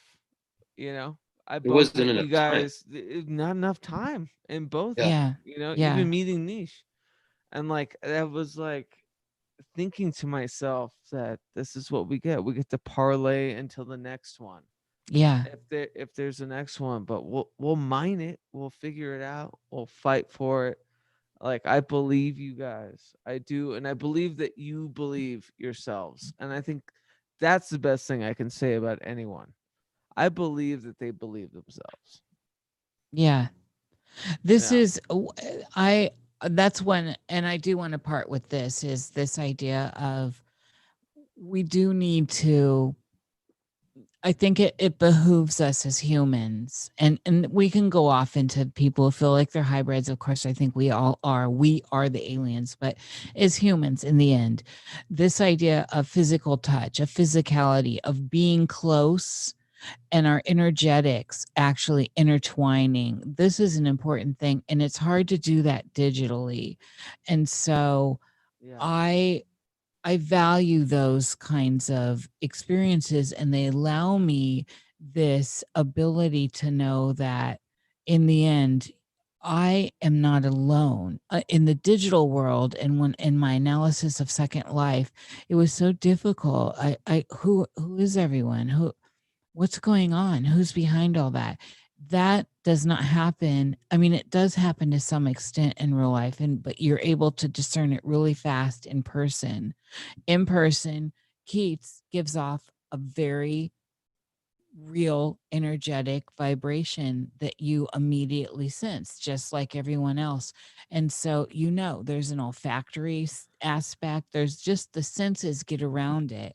And so we know, like in nature, friend or foe, this is someone that I is on my side energetically, or this Right. is not. I'm going to avoid this person. And this is the danger of where we are now. And this is kind of the crossroad we find ourselves at. And so we make do. Like that kind of the energy that you talk about with Nish, with Keats, is something that I enjoy through a text with him, texting him, or talking with him on Instagram, or a phone conversation, or doing this. Is that I think the digital will never replace the real, but we can Right. always make do. Well, this is why this was so monumental to me, because I did have some reoccurring guests, or like people that were on before when I was doing the liminal stream. Because I wanted to check up and see how they were. With you two, I'm very privy, and I really just wanted to like be a part of the triangle, and hear what you guys are up to, or like talk about a certain subject or something. It's not that like, hey, I'm trying to figure out what you guys are up to right now. Like, I love the fact that I know, from what you guys tell me, what is going on in your lives. I think I appreciate that the most, and it makes me feel really honored that you guys share that with me. I want to add one more thing. So, and Derek and I are a good example here, because I know you in person, Keats, and you know both of us. And Mm-hmm. Derek and I only know each other through our connection to you and digitally. And Psychic this is threesome. so, but it also, so this energy is transcendent, and Mm-hmm. we can, and this is a lot of times why I don't do live video, because I learned early on when I was that people can actually tap in and suck you dry. And this is a real thing, and I feel it. That's why you get me in, little in my music videos and all that. Spurts. Yeah. And well, I put it out there, and there's on my Instagram, you get to see me Oh, with you're the best. 3 days of coal Subscribe. makeup, honey, where it's all I'm looking like a ghoul. But so we do tap into our our energy, our energetic fields. It's just a different way, and it's a slower process, I think, sometimes. It's more immediate in person, where we do get the olfactory. You can see how a person breathes Yes. and walks and holds space. And so when we're looking at it digitally or remotely, remote viewing, psychically, all that, it is a different imprint, but it is also a way. So I do not want to negate that. It is very important. We just need to find a balance, and that's where I'm standing here on Yeah. that. We can't give up the Definitely. the touch. We can't give up the physicality for the digital. And Right. like I started this whole show, I'm a middle of the road person. I'm at the razor's edge. I try to walk that middle line. And that is what I'm trying to do with digital reality versus what is this apparent real life. Yeah. No, I love that. That means more. This is my way. In this weird way. I don't know why we've been so like privileged to be like, "Hey, let's just explore this in real time with other people watching," cuz it could happen either way. But I think that all of us as broadcasters and creators that put out really wonderful things, you two included, myself excluded, that we can figure No. out. No, I was fishing for compliments, Derek. Don't do it. That's classic you, Keats. You are so funny. But like I love that. I was so excited for this chat, for prior chats. They were very much, very cerebral or about taste, whether it's music, comic books, or movies, or something about the occult and what it is. This was like, no, I want to talk to two people that I absolutely adore, that I think do really wonderful things and have a good meditative outlet when it comes to social media. Like, and knows how to compartmentalize it so that it doesn't come at you, doesn't crump you, you know, is that can handle and digest it well. And that's what this all is about. And I learned a lot tonight. And Well, one thing I think we know, Keats, is we can't do it by ourselves. right. Yeah, absolutely. That's it. This is the raw. Yeah, that's why this is also ending on the love fest. Why I just adore you two so much is I've personally been able to get into deep interactions with both of you that are raw, soulful, gritty, Yeah. revealing, and there's a sense of real connection and soul searching that you both bring forward. And I think you both bring it forward in the way you encounter other people. I don't think that's specific to me. And so these are qualities you both have in the world. And that's the stuff I look for in other people. And so I'm not in the chat, so I don't know who's there, but so many people I've found that with. And that's when we started with this, the others. Yeah. We're finding the others are out there, and we are creating a sprinkling of stars in the darkness, right? Yeah. I see your twinkle. I see your twinkle. I feel it. And I feel it with you guys. You brought up the chat. We need to address the chat. They've been so incredible. Um, God, I don't even know where to start. Well, I can start with Miss Michelle Embry. Thank you so Talk much for about being. twinkle. We love Michelle, Yeah. and with the sparkle, We she's love and always with the Navier, sparkle. Navier Laura. Lovely. Yeah, Yes. Oswald Yes. Spengler. Oh yes. Uh, Oswald, of course. Oswald's everywhere. but Where I is love him. Oswald? This we'll have to go into this another day. But when people thought a person had died, Oswald made it really cute, or not cute. It was actually really cool, like funeral march thing, talking about us on another stream, thinking this person had died, but it turns out Brandon Young's just a dick. Oh, Brandon's always a jokester. That's Brandon forever and ever. It's all Forever satire. and ever. I know. Yeah. We've been talking about a lot of funny comedy stuff, but Justin Partridge, thank you for Oh, dropping I by. went to college with Justin. Hi, Oh, hey, that's so cool. Justin. I love You hate Justin. Justin? Oh, No, hey, hey. No, Justin JP's my boy. Yogi Chander, who I actually, love Yogi. okay, I want to say that I had a really wonderful email from him. I guess you were his first guest on a thing, and he asked me to be on, and we'll make Yes. this work. Make it Uh, work. He's yeah, amazing. Absolutely amazing. And when he came forward and asked me, I'm not snobby. I got a feel for him, and yeah. I was like, I like his vibe, and when I've encountered him, he's fantastic, and what he's doing is great. So if you get an invite from him, definitely. I'm always ready to talk about the rough and tumble. Yeah. You Oh, know, he's fantastic. yeah. Absolutely. We went like 3.5 hours. That's awesome. I I know. love that. I know. Jerry, motherfucking Kafoof. Oh my goodness. Jerry's out It's there. Jerry Hello, Kafoof. Jerry. Yeah. He's probably gone now. What is Jerry's it? in and out. I'm sure we probably already Yeah. bored him.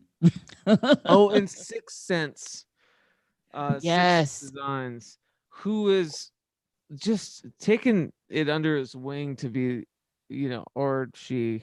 I'm not entirely sure, but I don't want to misgender anyone. they've taken under their wing to be a great mod for a lot of channels, and I really appreciate that. I love everywhere I see Sixth Sense. Yeah. Yeah. And because I don't always get in chat, but I've seen that person and they post links and all that. I'm not looking, I don't see the chat, so I don't know who's out there, but that's a great moderator.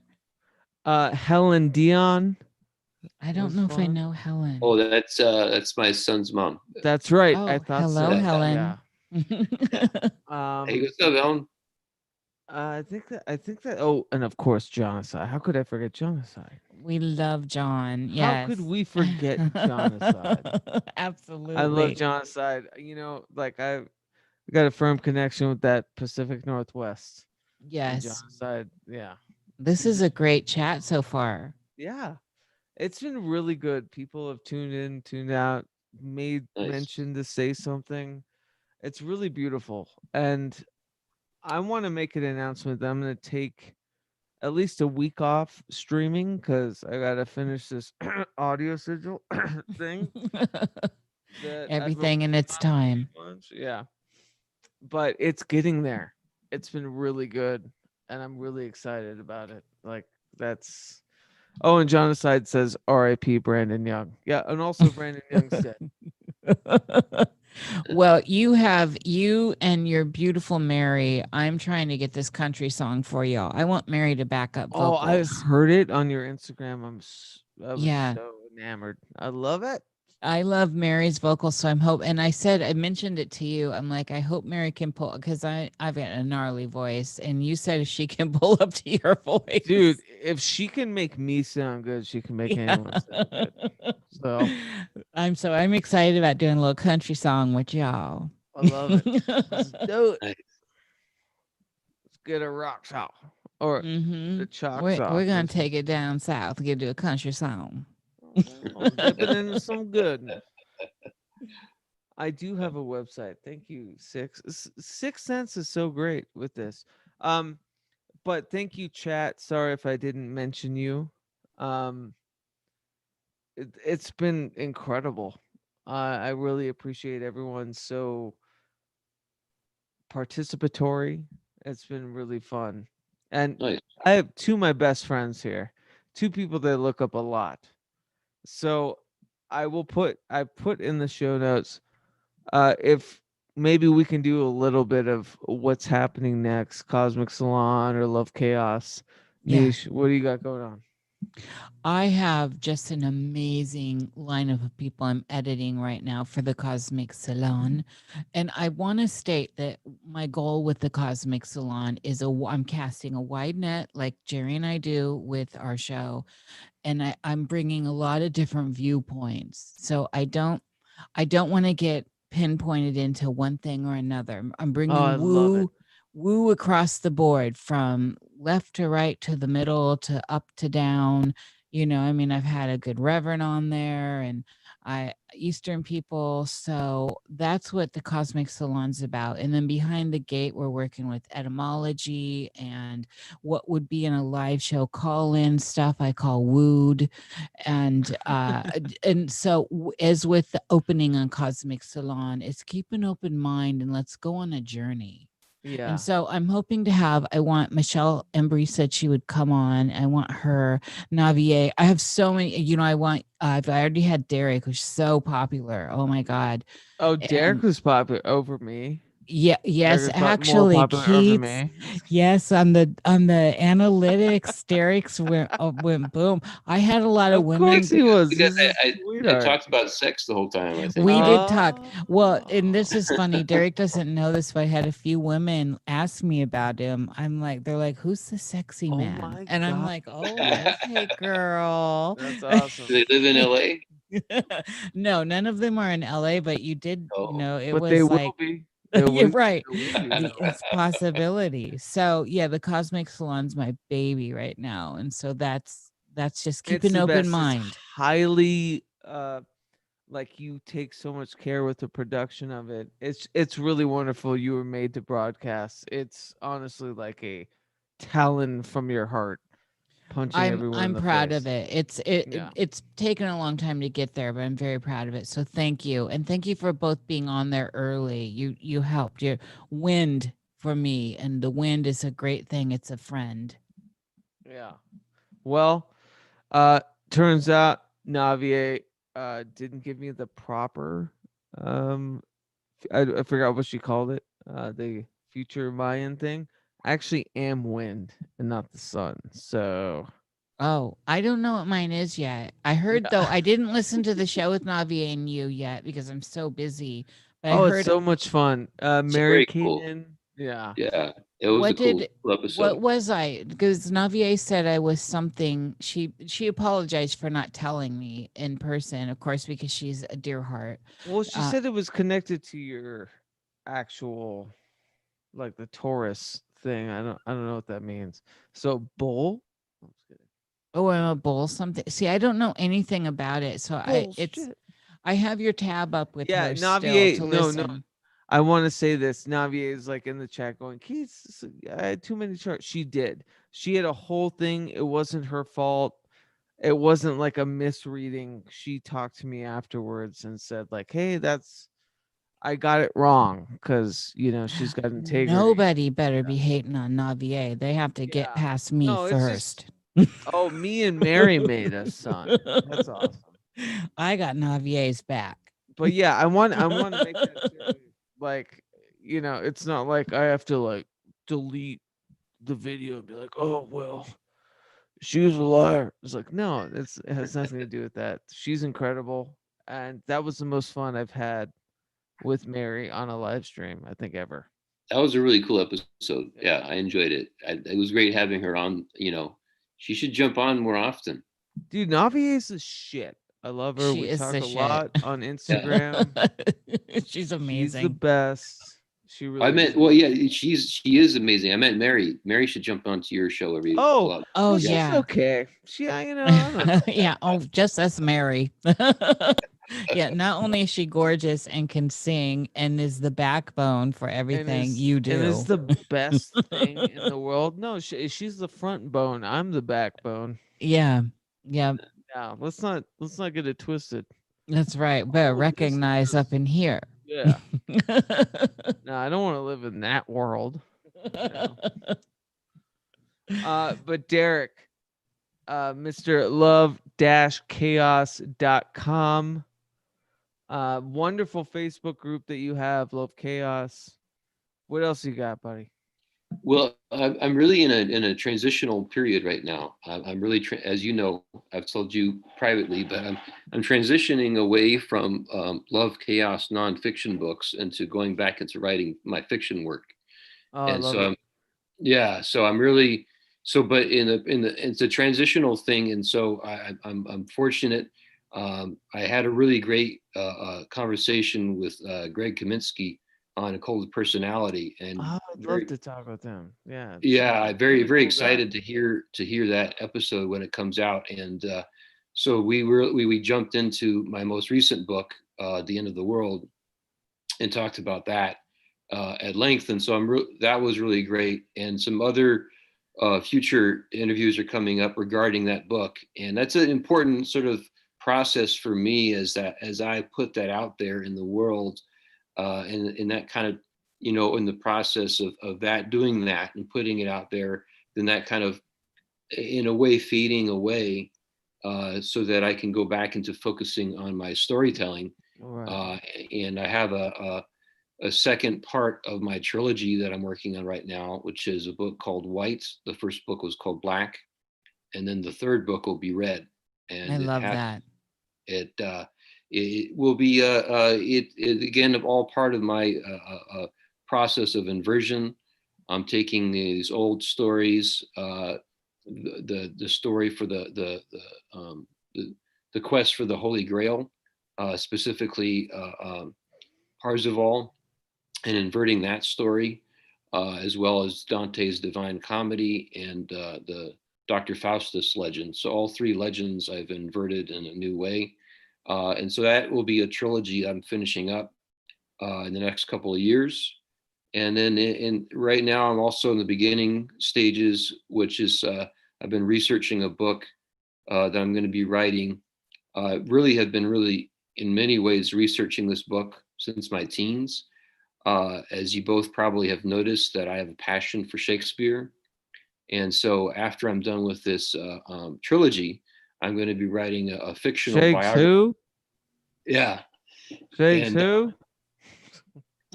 so that guy, well, and that's the whole thing, is that it's going to be the true author. It won't be William Shakespeare from Stratford. It'll be the real author. So I'm going to be writing a book about that, and it's been an obsession of mine, and I feel that I've been hounded by Shakespeare all my life, and it really needs to be turned into a book, and that will be a big project for me. I'm going to seek the biggest possible publisher for that book, and we'll see where that goes. But the next couple of books will be independently published, like all my books have been. And they'll include, I must say, it will include the beautiful paintings of my friend and mentor, Eric Fiazzi. All of the paintings on my website and the covers to my Beautiful stuff. books. Yeah, the guy is a genius, and really completely underappreciated in the art world. And really highly recommend people check him out. His name is Eric Fiazzi. And so, like with my first book, it'll include 13 full color paintings by him in the next two books. Each book will have, and if you look at the cost for these books, that's why they're pricey. They're really, I tried to get the best image quality possible for his paintings. They're beautiful, and I wanted to have that. He deserves it, and it really works well with the stories. So that's what's going on with me. I admire how dedicated, devoted to your practice you are, Derek. It is amazing, and it obviously shows a love for what you do, and that comes through. Thank you, Nish. Thank you. And Niish, both of you are two of the few people that I've met that actually purvey what they are in person at all times. At all times. Like, Feeling the are love. what they say they are. Yeah. We've got our love fest up in here. This a Yes, love indeed. bun. Yeah. I've told you guys before, and I'll keep on telling you. I love you both, and if I do want to say this too, is that regardless of our friendships, I think that if I didn't know either of you, I would enjoy both of your works. It's something that I think when you do something with passion, as you both do, with integrity, as you both do, with intelligence, as you both do, it stands the test of time. And I really feel that the three of us will stand the test of time. I think that we stick to our guns, and whoever does that, whoever sticks to their guns, really finds the reward in the work itself, and then I think in the long run as well. The pearl. Yeah. Yes. This is what binds us in such a beautiful way. And we do move forward. This is how we find a taste of immortality in the work we do, even if it all falls away and say the earth turns to dust. This is our creative outlet. Our energy, our creative energy is in the end what we gift to the collective. Whatever form it finds, it's energy out there. Right. Well, we found each other, and like I said in the beginning, this is the first trifecta liminal stream. Everyone has a complete component for every point in this triangle. I love you guys so much. You both are incredible. Huge fans of you both. I do want to say that this is the last one, maybe for a week or two. Just so I can, I'm sure I've already said that. But just to reiterate, this is my kind of send off on a high note, because I've been doing these weekly for the last 5 weeks or Right. I'm proud of however you, longer. Keats, for doing that. Thank you. You did a It's great been job, Keith. it's been a different angle of self. Absolutely. We were talking about this earlier before we were on screen, that like just the research and the gumption of being on camera, and it's a funny ideal of a pursuit. And Yeah. uh I appreciate it. I've been surrounded by friends along the way. This is great. I'm going to take a week off cuz I've got a very important huge project to finish, which Niish and Derek are both a part of. I'm very excited about it. Very And excited. Michelle. And And Michelle Michelle. Yeah. Oh Yeah. my and God. I love Carl Michelle's piece. Abrahamson, Right. Dr. Vanessa Sinclair, Right. Tom Winston. Yeah, Uh, it's a I, powerhouse. But Michelle's yeah. was a highlight in there for Oh, me when she's I the was best. listening Yeah. through. Oh my God. So good. Oh So I Jesus. cheated and I showed them all the. Yeah, we got to see behind. And but I mean, anyone that knows Michelle has encountered her work. The passion. Oh, My so good. God, Yeah. this woman is And intense. Callie. It was Callie too, I think. Was it? It was the Yeah. two of them, right? I can't remember. It was just intense. It was so good. It's really good. All of it's good. Nice. There it's just it's a huge undertaking because me, a friend was joking with me earlier today, and they're like, "Oh, Keats and Scope." And I was like, "Oh, I feel seen." That you know it'll get done. I just not as quick as I thought it would. But it's going really well. And if you've watched the last liminal streams, I've showed segments of it. Yes. Beautiful Um, work, by the way, Keats. I oh, love Yeah, it. thanks. Really, really yeah. great music. Yeah. It's Um, exciting, isn't it, Derek?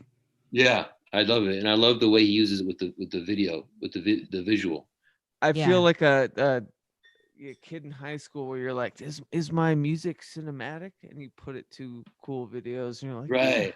yeah, it works. Yeah. Yeah. It definitely So works. there's something very like I don't know, fun and perennial in a youth sort of way, Yeah. about it. I'll just sequence it with shit that I'm gonna get copyright struck with. But anyways, I love you too. I do want to close out. So I did have a couple options for a new audiomancy.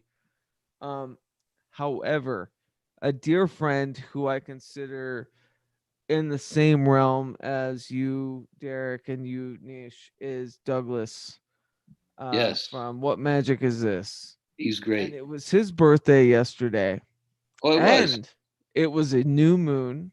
Yes. And Uh, he gave me back in the day when I was trying to branch out of myself and experiment with things with audiomancy, gave me a hymn to Celine that I ended up orchestrating and writing a little guitar part for. So I thought, in lieu of his birthday, in lieu of the new moon last night, we could go out on that. Let's do yes. it. Let's do it. Definitely. Yeah. Douglas is a great guy. I've been communicating with him on Instagram recently, and finding, he's not only super smart, but a good dude. He's a good dude. Everyone here is a good dude. I Even don't know this. if that's gender specific, but I'm it's all right with it. I'm settled, and Igor's fine with that. Igor's fine. Yeah, as long as Igor's a Igor's fine. dude for sure. Yeah. Um. So he sent me this when I was looking for mood magic when things were really hard, and this was in May. And I compose how I do things. I compose music to it, or I do something creative with it. And I sent it to him, and I put it on YouTube. But like I said, the new moon was last night. It was his birthday. He's done a lot for me. I love Douglas. I love you guys, and I just want to celebrate y'all. So Let's do it. we're gonna Yeah. do it. Nice. All right, and it's gonna be awkward and fun, but here we go.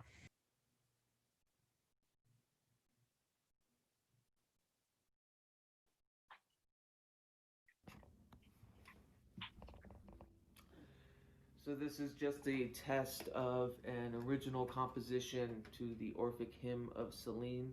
Thank you to Douglas of What Magic Is This, for giving me the idea of wanting to experiment with something outside of my diverse, kind of weird, anarchic magic, and try something for the Flower Moon tonight. And Douglas, brought up the idea of singing or, chanting an Orphic hymn, and of course, my inclination is to kind of write something to it. So, excuse me, like the farmer's tan.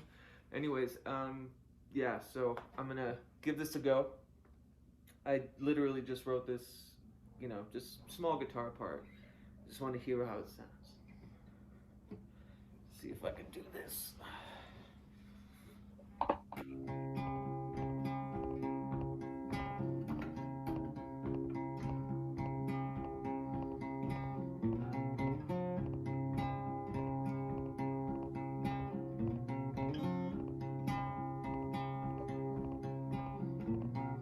Hear me,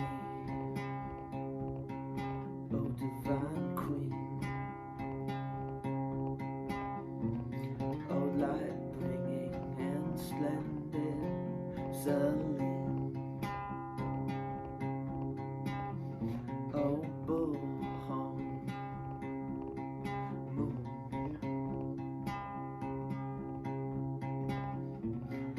crossing the air as you race with night, nocturnal torch bearing, maiden of beautiful stars, oh moon, waxing and waning, feminine and masculine, lover, luminous, lover of horses, mother of time, bearer of fruit,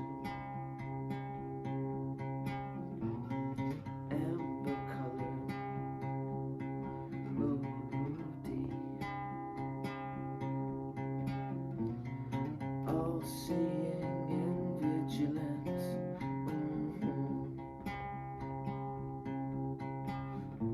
Surrounded by the beautiful stars,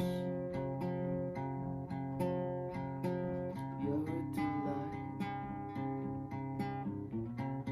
you're a delight in the quiet.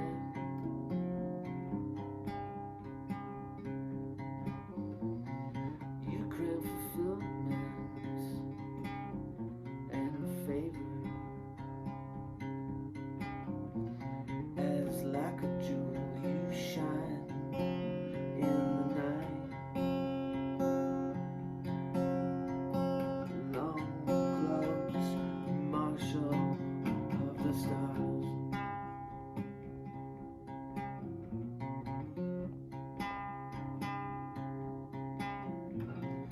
Wise maiden whose motion is circular.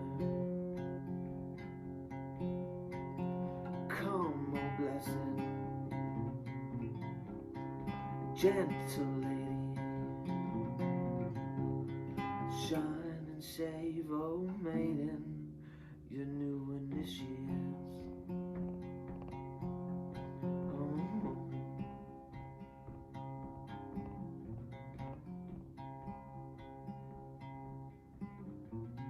Shine and save, oh maiden, your initiates.